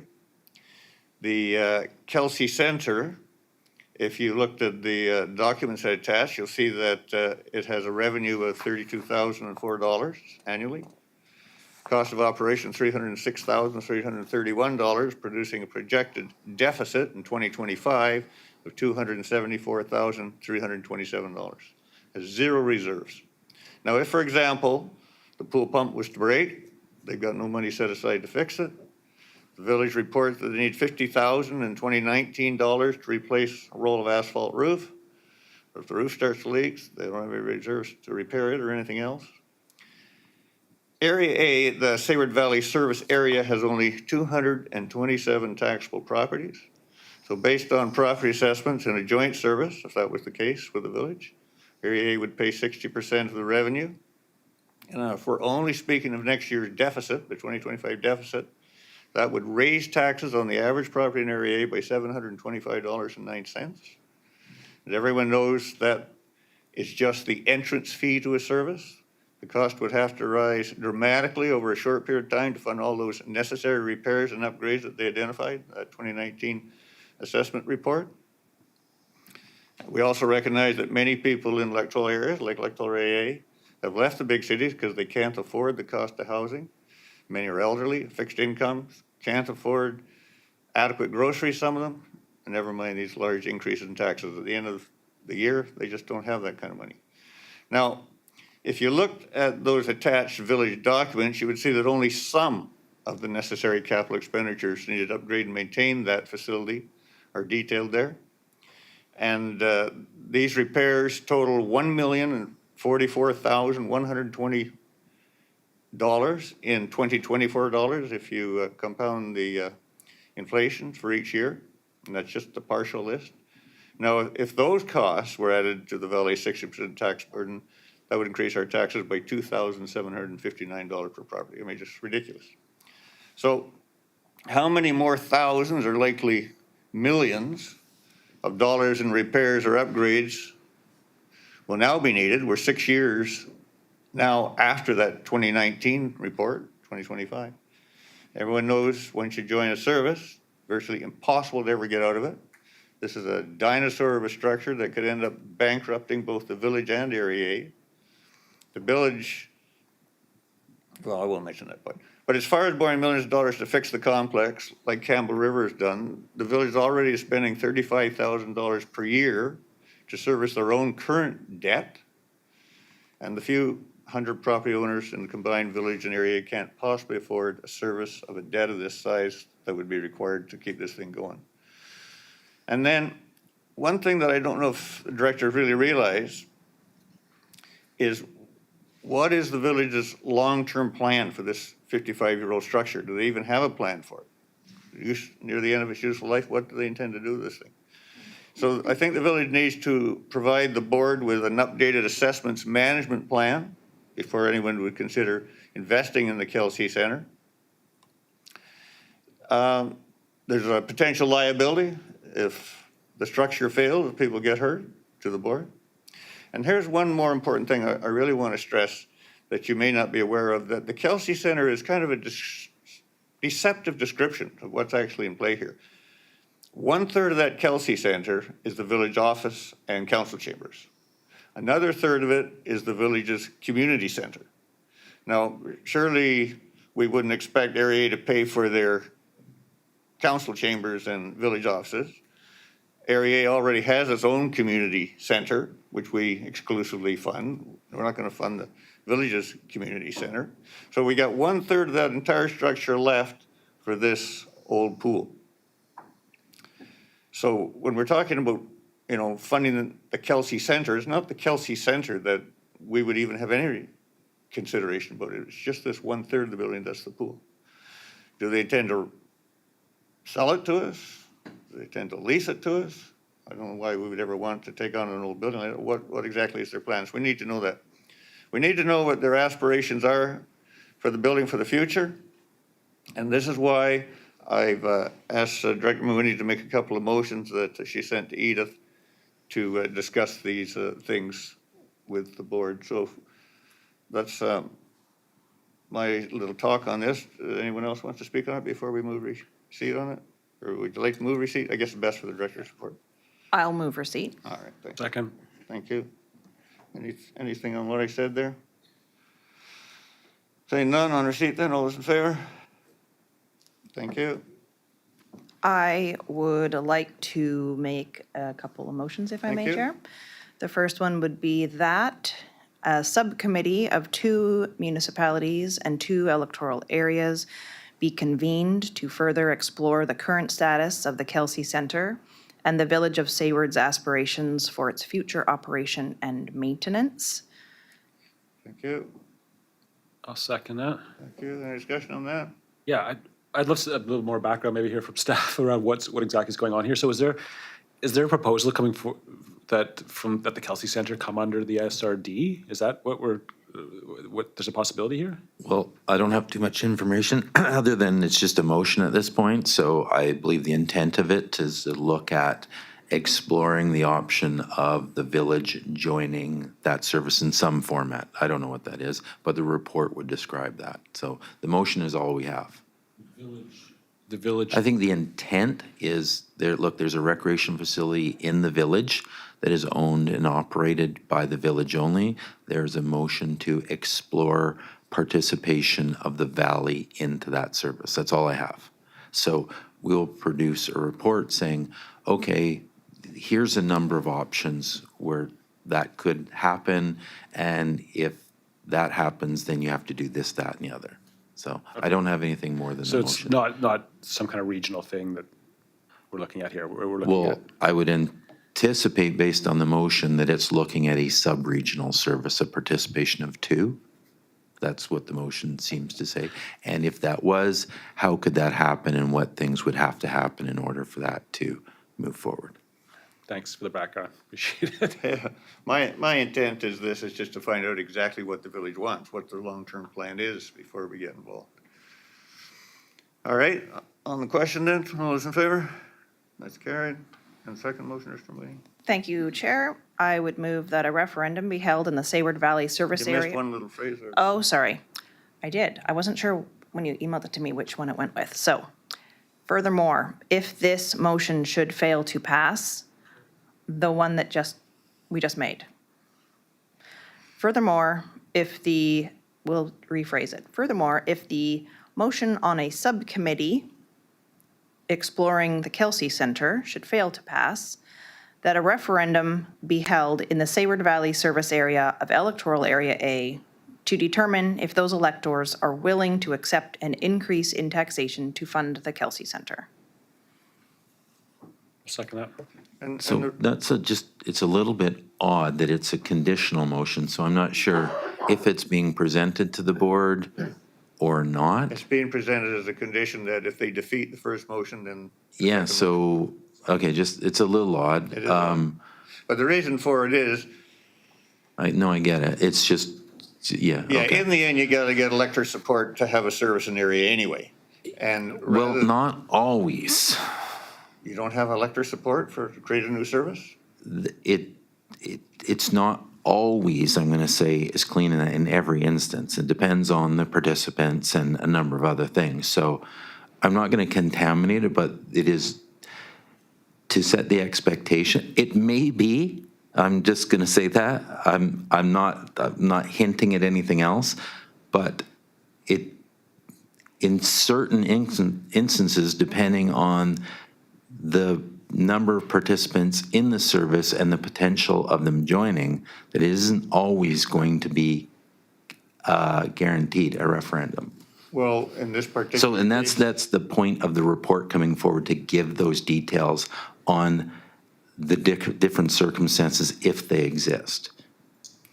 So you're saying I can't tell my constituents that there would be a requirement to have elector support for creating this service? Well, Mr. Chairman, I think it's going to depend on which of the 500 options the board wants to take a serious look at. If I It's not a understand, service expansion. Mr. Chairman, the report that CA mentioned about the recommendation from the Municipal Services Committee moving to board will contextualize that with a number of different options, not all of which may require the elector approval. I think that's what's being said. So we don't really know as staff where the board will go on this at this point. All right. On the question. I would personally do a wait and see. There will certainly be options, and they can include a referendum, but I would hit the pause on that. It's Well, not, you're kind of it can put the cart before the horse, because if the board says, hey, produce a report that says, look at a number of options, and those are going to have a lot of complications to them, right? There's all the information that you provided is going to be conditional upon how much it would cost and a number of other factors. So saying go to a referendum before we have those and provide them to the board is like, well, you're going to go to a referendum without all the information available, and maybe a referendum isn't the option that's even required or necessary. So that's all I'm The saying. reason I had this historically, 20 years ago, we went through this exact same scenario. The previous director held a referendum before there was any report or anything. Everybody asked him, what's the referendum for? He says, we just have to have the referendum, and it was defeated. That's the way we've done in the past, and he went to the minister to ensure that the referendum was held. But what information could you possibly provide residents? That's just simply that the village wanted us to help fund the Kelsey Center, period. That would be maybe a non-binding question to the community, but I wouldn't. Then do it just for 20 years. Well, that couldn't be. I'm 99% certain. You can go ask questions of the community to help support it, but you couldn't hold a referendum without any actual dollar Well, figures. I'm just saying that's what happened. Yeah, what I'm thinking was it was a question of the community, though, not an actual referendum. Anyway, I think it would be better to have the board defeat that motion that I can report to my constituents. I asked for a referendum, they turned it down. So I'd rather be there. And if they pass the first one to have a subcommittee, which I think is an excellent idea, we'll discuss it, there's no need to make the second motion. That's the idea. Yeah, so just so for the board's context, so with these motions, I'm going to have to give some background and some information so they have some knowledge about, you know, should they pass this or not? Because again, I don't believe you can have a referendum on something when you have no monetary question to it. It's just asking That's people fine. stuff. If they defeat it, that's fine too. I don't know if you would support the first motion as staff for subcommittee. Yeah, no, it's not that I don't support it. Like, the first motion's great. That's fine. I don't think it's a terrible idea at Well, all. if they pass that one- All I'm saying is the second one, Yeah. I don't know, you can't go to referendum without any information or some numbers. That's No, all. I understand what you're saying, but I can report to my constituents what the board did.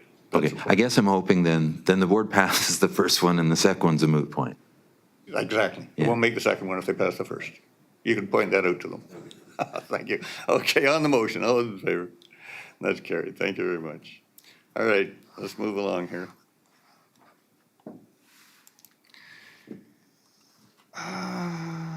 Move to, no, I'd We're like to on number move. 9, grant aid policy for receipt. I'll move to receive the grant and aid policy review report. Second. Thank you, Director Rice. Discussion on receipt. Director Mooney? Thank you, Chair. I do have some comments. I didn't get a chance to make any comments last time before we deferred this item. I want, this policy, there's a lot in it, and it could have severe ramifications for many volunteer-led organizations in our electoral areas if it continues as is. And I said volunteer-led organizations rather than nonprofit societies, as I believe not all organizations requesting support are nonprofits, and this is just one of the many things this policy seeks to reject, volunteers who are not a formal society. It contains some reasonable ideas, and I completely understand the need for the board to engage and consider policy. This is our responsibility. However, I'll admit, when I first contemplated the proposed policy, the benefits were substantively overshadowed by the specter of the list of no longer approved supports and removal of the director from the equation. I wondered what sort of effect this policy would have on Area C. In December 2022, we received a report which lists a summary of grants and aid for the last 20 years. And I printed it out and started highlighting Area C grants which would be affected, and very quickly a theme emerged. The new policy would knock at least 2/3 of the Area C recipients off of the acceptable recipient list. Funding for community garden water system improvements would not be provided because it's a capital improvement to equipment not owned by the applicant. Funding for costs associated with controlling the feral cat population on Quadra likely would not be provided, as this grant could be considered a core operating cost. Funding to Surge Narrows Community Association or Quadra Circle, who do incredible work in community. These would not be provided, as these grants are labeled for operating expenses. Funding for the Quadra Island Conservation Society for insurance on the Mort Lake Conservancy, which is a jewel in the recreation crown of Quadra Island. Funding would not be provided, as insurance is on the no list. These are but a few. So I have spent some time with the policy, and I've written several motions in hopes of shaping the policy into something which will give the board confidence that our fiduciary responsibility is being managed and provides latitude to support local area organizations. So I have provided my motions to Edith, and after receipt, I would like to discuss them. All right, anything else on receipt, anyone? I don't see anything there. Director Vaness? Yeah, I concur with a lot of what Director Mooney was saying. And I do also want to say that, I think it's worthwhile revisiting this policy, and I think there's certain aspects of it that are valuable. One of the things that, I've adjusted in this last round of grants and aids is to increase transparency by showing all the applications. I think that makes sense. It's smart for the district. It's smart it's good for the community to see that. But there are real issues here that I'm concerned with as well. Okay. I'll just make one little comment. I only fund 4 things. 2 of them are the Secret Santa, which isn't a registered society. It's just an elderly lady in the valley who does it. And the other one is the PAC. They get a couple of grants, one for the bicycle rodeo for the kids, the RCMP run. one for their field trips and extracurricular activities. They're not registered either. The problem for Area A is that, of course, the village of Sayward, right next door, funds these exact same things. They're not bound by any policy. They do what they want. So they'll fund these things and all be excluded and make the regional district look pretty cheap. So I don't know if, when you designed this report, if you considered that, but it's significant. Anyway, on receipt, all those in favor? Anyone opposed? That's carried.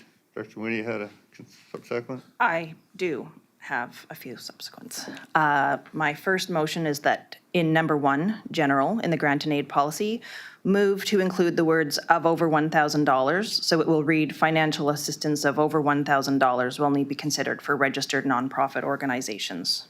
Second. Any discussion on that? Well, as you said, Chair, this really I included because I have seen that there are small local groups which do contribute meaningful work, like the Sayward Secret Santa, and I think that it's important that they be allowed to continue. Okay, anything else on the motion? All those in favor? And that is carried. Oh, let me just interrupt one thing here. In the section on definitions, do we have a definition of what a regional grant and aid is? Because for my way of thinking, like the fireworks, that's hardly a regional thing. Well, I think that's gray matter, right? We're all going to argue like, you Can we know, have a definition? you can, like if in the regional grant, in this grant and aid policy, I mean, you put anything you want up here. So just remember, so you were around for a long time. This draft policy was created, developed by previous boards, I'm going to say plural. So, and it's just always continued to, you know, meander around. So your input to this, so the board's direction is they sent it to the municipal services. I believe there was some direction. Comes to electoral area, there's some motions here. We'll put these together and present it to the board. And so if you want to include in this what a regional grant is, go for it. Okay, I can't make a motion, but maybe later one of the directors might be interested in putting it. I already have that on my list. Okay, thank you. All right, go ahead, Director Mooney. Thank you, Chair. I would like to move in item number 2 in the grant and aid policy, move to replace current financial statement with recent financial statement. Second. Discussion? All those in favor? You want to talk to it? I would just say that We I got think, 9 minutes left. yeah, requiring a current statement may be overly onerous for small organizations. All those in favor? That's carried. I would like to move further in item number 2 to move to strike year, so the first bullet will read a recent financial statement and the current budget for the applicant. Second. Discussion? All in favor? Carried. I would like to move under number 3, the addition of regional grants and aid to read application for regional grant and aid financial assistance are to be submitted directly to the financial officer of the regional district. Second. All those in favor? Carried. I would like to move that 3 additional bullets be added to number 3 to read applications for local area grant and aid financial assistance are to be submitted to the area director. All applications submitted to the director are to be submitted to the corporate officer. Applications for local area grant and aid financial assistance of over $4,000 are to be submitted by the director to the financial officer of the regional district. Got a seconder on that one? Second. Discussion? All those in favor? Can I just, I'm just reading that, applications for local grant and aid financial assistance of over $4,000 are to be submitted by the director of finance or to? By the director to the Oh, financial officer. by the director, okay, sorry, yeah. Because I think, yeah, okay, there's, okay, great. All those in favor? It's carried. Thank you. I would like to move to strike the phrase broad support from the second bullet of number 4 in the grant and aid policy. Second. Any discussion on this? I just think that it's asking too much of small organizations to have to ask to prove broad community support. Thank you. All those in favor? Carried. Number 7. Thank you, Chair. I would like to move to strike that do not expose the regional district to significant risk or liability in number 4 of the grant and aid policy.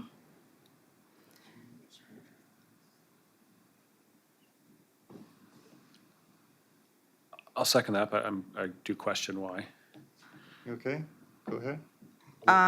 Yeah, okay. I would just say that I think that the nonprofit organizations already have their own liability insurance, and I think that it may create an additional staff time concern. Like if it's not something that, if it's something that we should be worried about, then maybe we should be. But if we're providing grant and aid support largely to nonprofit organizations, which would already have their own insurance, and then we're asking staff to ensure that each application is not exposing the regional district to significant risk or liability, I think we're asking for a lot of additional staff time on that. Yeah. All right. All those in favor? That's carried.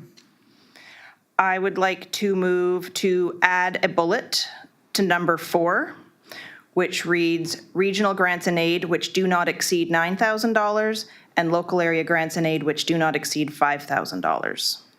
Second.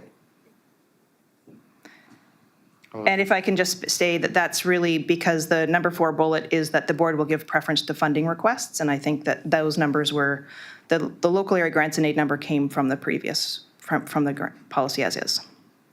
All right. All those in favor? Carried.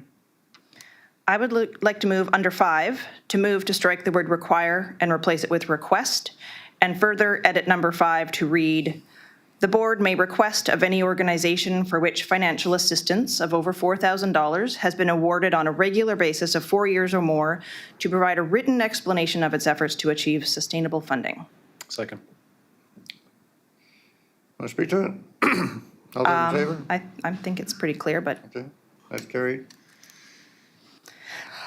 I would like to move to strike from number 6 in the grant and aid policy the words core operating costs such as rent, lease payments and utilities, wages, salaries, consulting fees and administration costs, insurance, and office operating costs. Second. All those in favor? Carried. I would like to move to strike number 8 in the grant and aid policy. Second. Any discussion? All those in favor? Anyone opposed? None? Carried. I would like to move to edit number 10 to read, the regional district may require for grants and aid of over $4,000 as a condition of providing financial assistance that a report or audited statement of revenue and expenditure be provided at the conclusion of the project, program, or event for which the assistance was provided. Second. All those in favor? Anyone opposed? It's carried. I would like to move to add number 11 to the grant and aid policy, which will read, this policy will be added to the meeting calendar and ceiling amounts reviewed by the board every 4 years. Second. All those in favor? Carried. Anyone opposed? No. I would like to move to add number 12 to the grant and aid policy, which will read, successful financial disbursement communication of regional grants and aid will be accompanied by a request of the recipient for inclusion of the SRD in relevant promotional materials, include files of the SRD's logo, include the SRD's social media channel handles, and encourage social channel tagging of the SRD. Second. All those in favor? Any opposed? None? That's carried. And I would like to move that staff include definitions of regional grant and aid and local area grant and aid to the policy. Second. All those in favor? Any opposed? That's carried. Now, I might suggest you want a Cal meeting for this. Well, I was just going to say that. Does anyone object me taking some liberty? Because the municipal services is, I believe they've provided some comments as well. My idea was to bring them together. Obviously, I think we can anticipate some fair discussion. Is anyone object if I take those two from the municipal services and this and put them on a cow agenda, blend them together, and, because we'd take the whole Yeah, board day that's after that? right. Okay, so we have that on the 27th, I think can do that's- that. that's Anyone wise. object to that? No, I think that's fine. I, Where are we? Exodus for on? grant and aid requests for electoral area B, I believe. Move that the report from the CAO officer be received. Second. Thank you. Any discussion? All those in favor? And I have a slightly amended motion to what is in the agenda, which if We'll Edith make could your motion here, yeah. Edith can pull up. I move that the committee recommend that the board approve grants and aid to be paid from the Electoral Area B grant and aid budget as follows: $6,000 to the Friends of Cortez Island to assist with the Dillon Creek Wetland Enhancement Program, $5,000 to the Cortez Radio Society to assist with the Cortez Island Residence Project, $3,000 to the Linnea Farm Society to assist with the Environment Art for Children Program, $4,500 to the Cortez Community Health Association, Association, I should read, to assist with after-school youth programming, $4,000 to the Cortez Island Parent Advisory Council to assist with the Accessible Hot Lunch Program, $2,500 to the Cortez Museum and Archive Society to assist with From the Ground Up exhibition, and $3,500 to the Cortez Island Academy Society to assist with Folk U Cortez Literacy Program. Second. Any discussion on these? Seeing none? All those in favor? Carried. And Area C grant aid requests?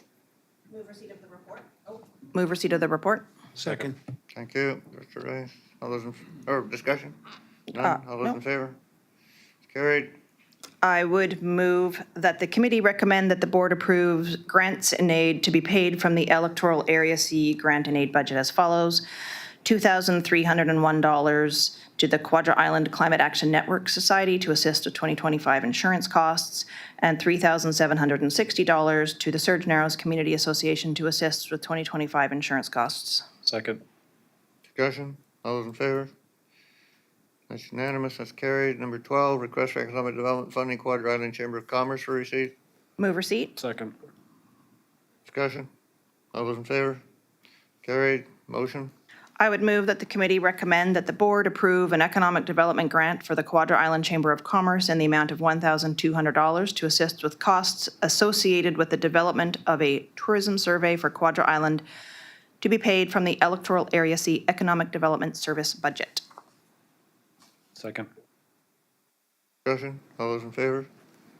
Any opposed? None. That's carried. Bylaws? Number 1, bylaw 127, cost sharing for land use planning service for receipt. Move receipt. Second. Thank you. Discussion?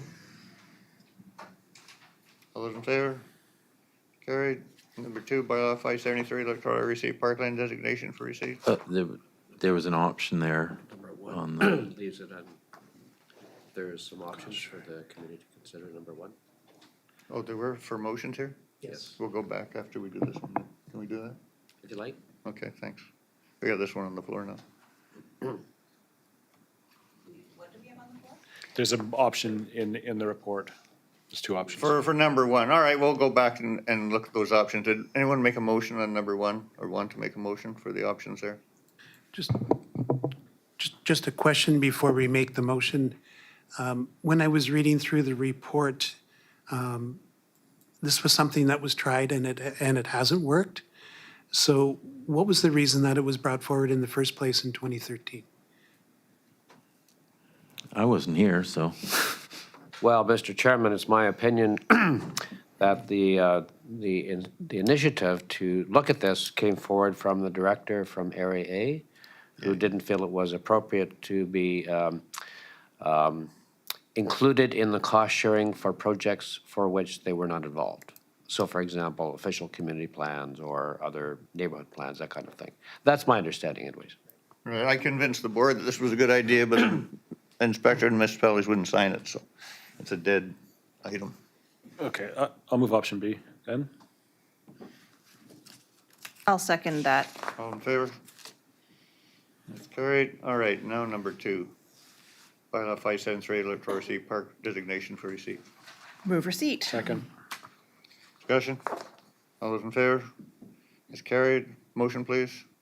Move that the committee recommend that bylaw number 573, being a bylaw to designate additional parkland with an electoral area C, be introduced to the board for further discussion. Second. Discussion? All those in favor? Carried. Number 3, bylaw 586, Quadra Island rezoning, Butte Inlet Lodge for receipt. Move receipt. Second. Discussion? All those in favor? You have a discussion? Certainly do. Thank you, Chair. The agency referrals chart on page 2 of this report states that the Area C APC recommends approval. However, further down on page 4, under citizen implications, the report somewhat clarifies that the APC approval was conditionally supported, quote, provided that the applicant work with staff to create a commercial zone to allow for facilities for overnight guests and staff related to resort use that shall not exceed in combined total a capacity of 45 persons and that the zoning permit fuel sales. Why does the agency referrals chart on page 2 state that the APC recommends approval when it was conditional and the conditions of the approval are not being met? Now, I do recognize that on page 3 of the report, it states that the commercial 2D zoning had references to the number of persons deleted it from it previously. But what I see at the crux of this rezoning is that it is a rezoning application for a 56-acre parcel. The zoning as is would permit 15% lot coverage with buildings. 15% of 56 acres is 8.4 acres of building coverage. And I think that's why the APC provided conditional approval to this application, because they didn't see that as fitting with the form and character of the neighborhood, if you want to call it. So I'm not sure how likely it is for 8 acres of building coverage to occur, because the applicant states that they want to provide for up to 45 bedrooms, but landowners change and project scopes can change, and it is up to directors here and at the board to take the longer view. So I personally am not prepared to recommend that this go to public hearing at this time. I think that we need to heed the advice of the Area C Advisory Planning Commission and their thinking. So I'm curious to ask from staff, which is preferable for them to bring back? A different zone, which limits the amount of building coverage, or to rezone a smaller portion of the parcel? Or if that doesn't seem like a good fit, I could also move to refer this item back to the APC for their comments on an appropriate building coverage percentage, because I think that's what they were trying to do with their motion, and maybe it didn't translate well. So just a reminder that these are the property owners' applications. They're not us. So this, we either, we don't send it back and say, as a board or committee, direct you to say, hey, we want you to look at a different zone. So that I don't think would be appropriate. So I'll let Aniko speak to it. But we can't direct applications, say, we're not going to give first and second reading because we think you should do X, Y, and Z.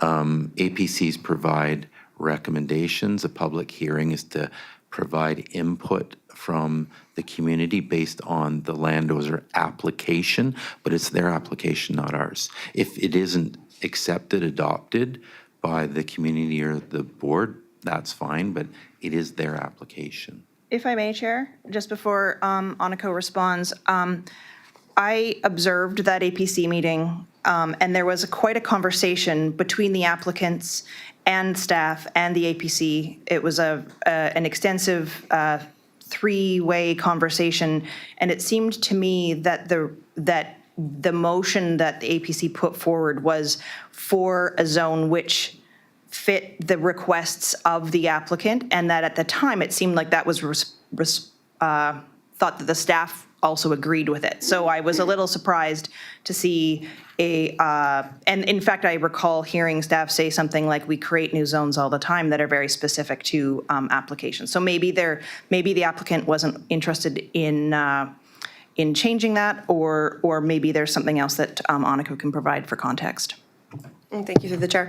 I was part of the APC meeting, so I feel confident in speaking to that.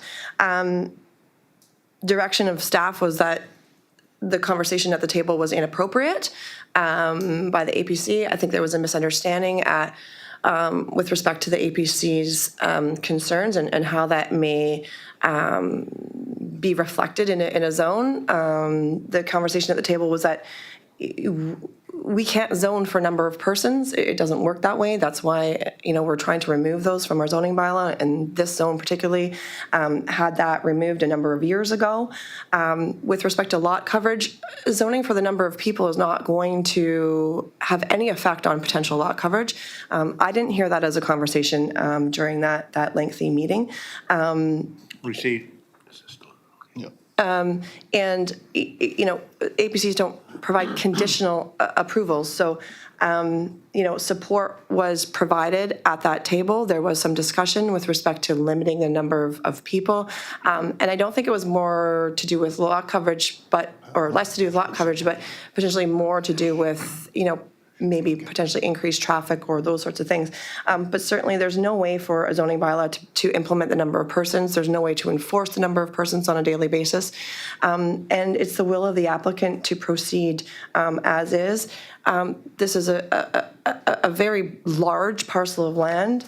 I would assume that it would never, be developed beyond the lot coverage that's permitted. I think the lot coverage that's permitted is adequate.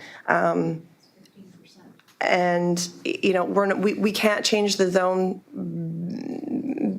because we think that's what's appropriate. This is the zoning that's there.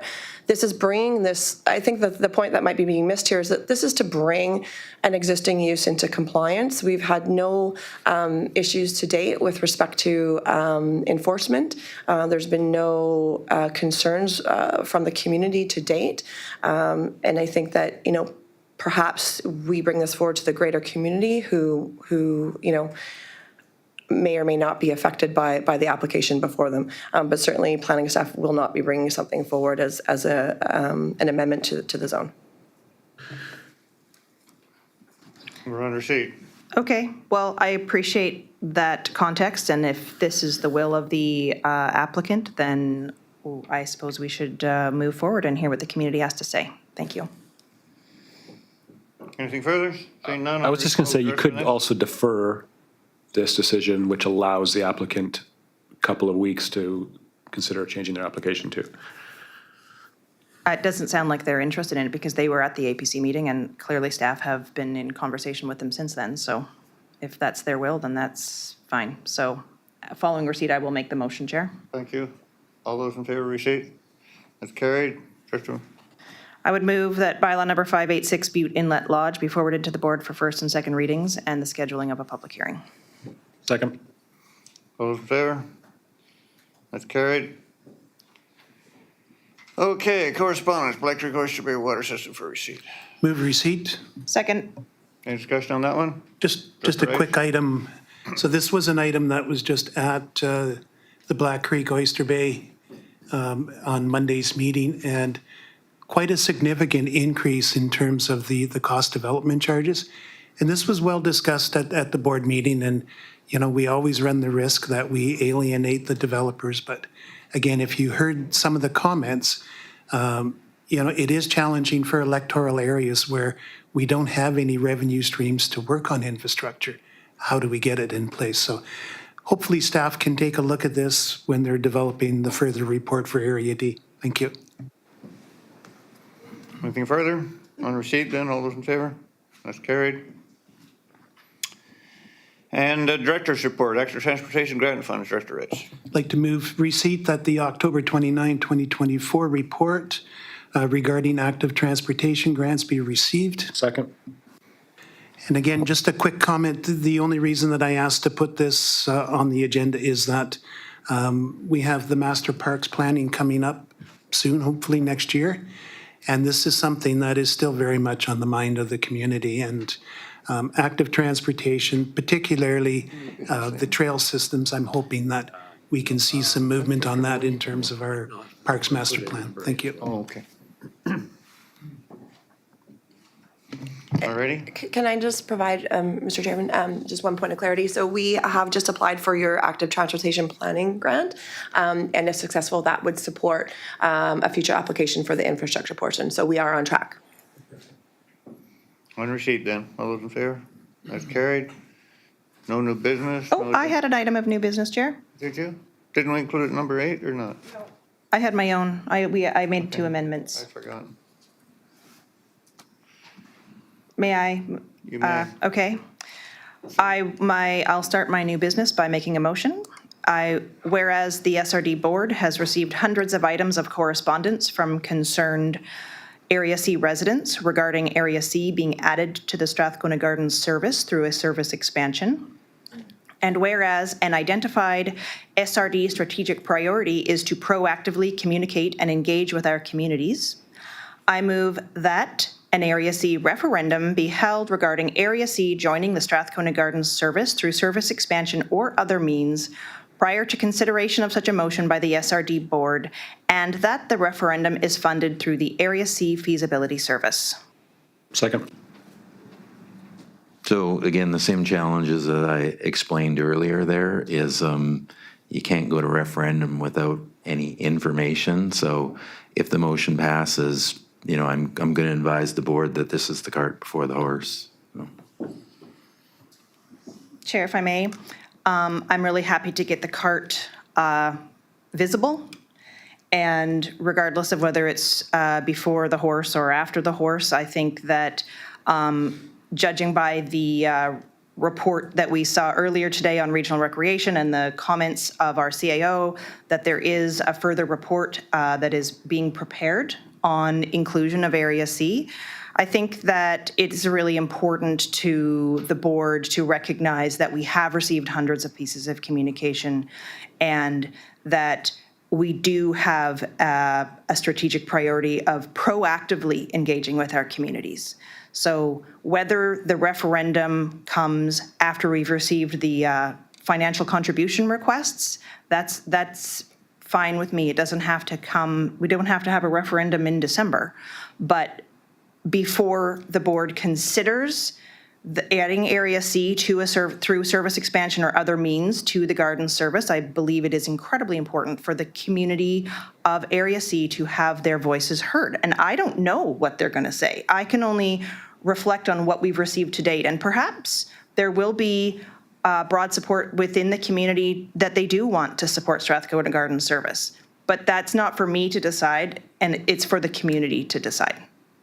Yeah, I'll just make a comment on this. Two things. First of all, I recall our strategic priorities emphasizes community, not consent, but what's the word in there? Community engagement. Engagement, yeah. And this is probably the only way we'll ever get any community engagement because it seems that the board just isn't interested in engaging electoral communities. The second thing is about getting report on costs from staff. Yes, staff can give a report on what the cost will be today, but they can't possibly envision what the cost will be 5 years from now.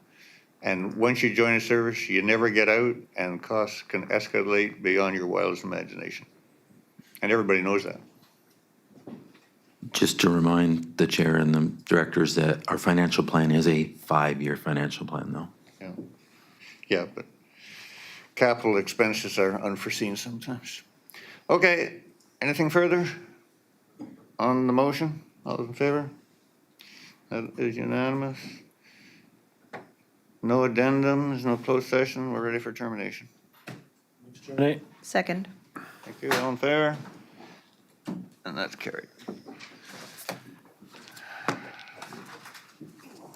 Tom, what's one example of creating a service where you don't have elector consent?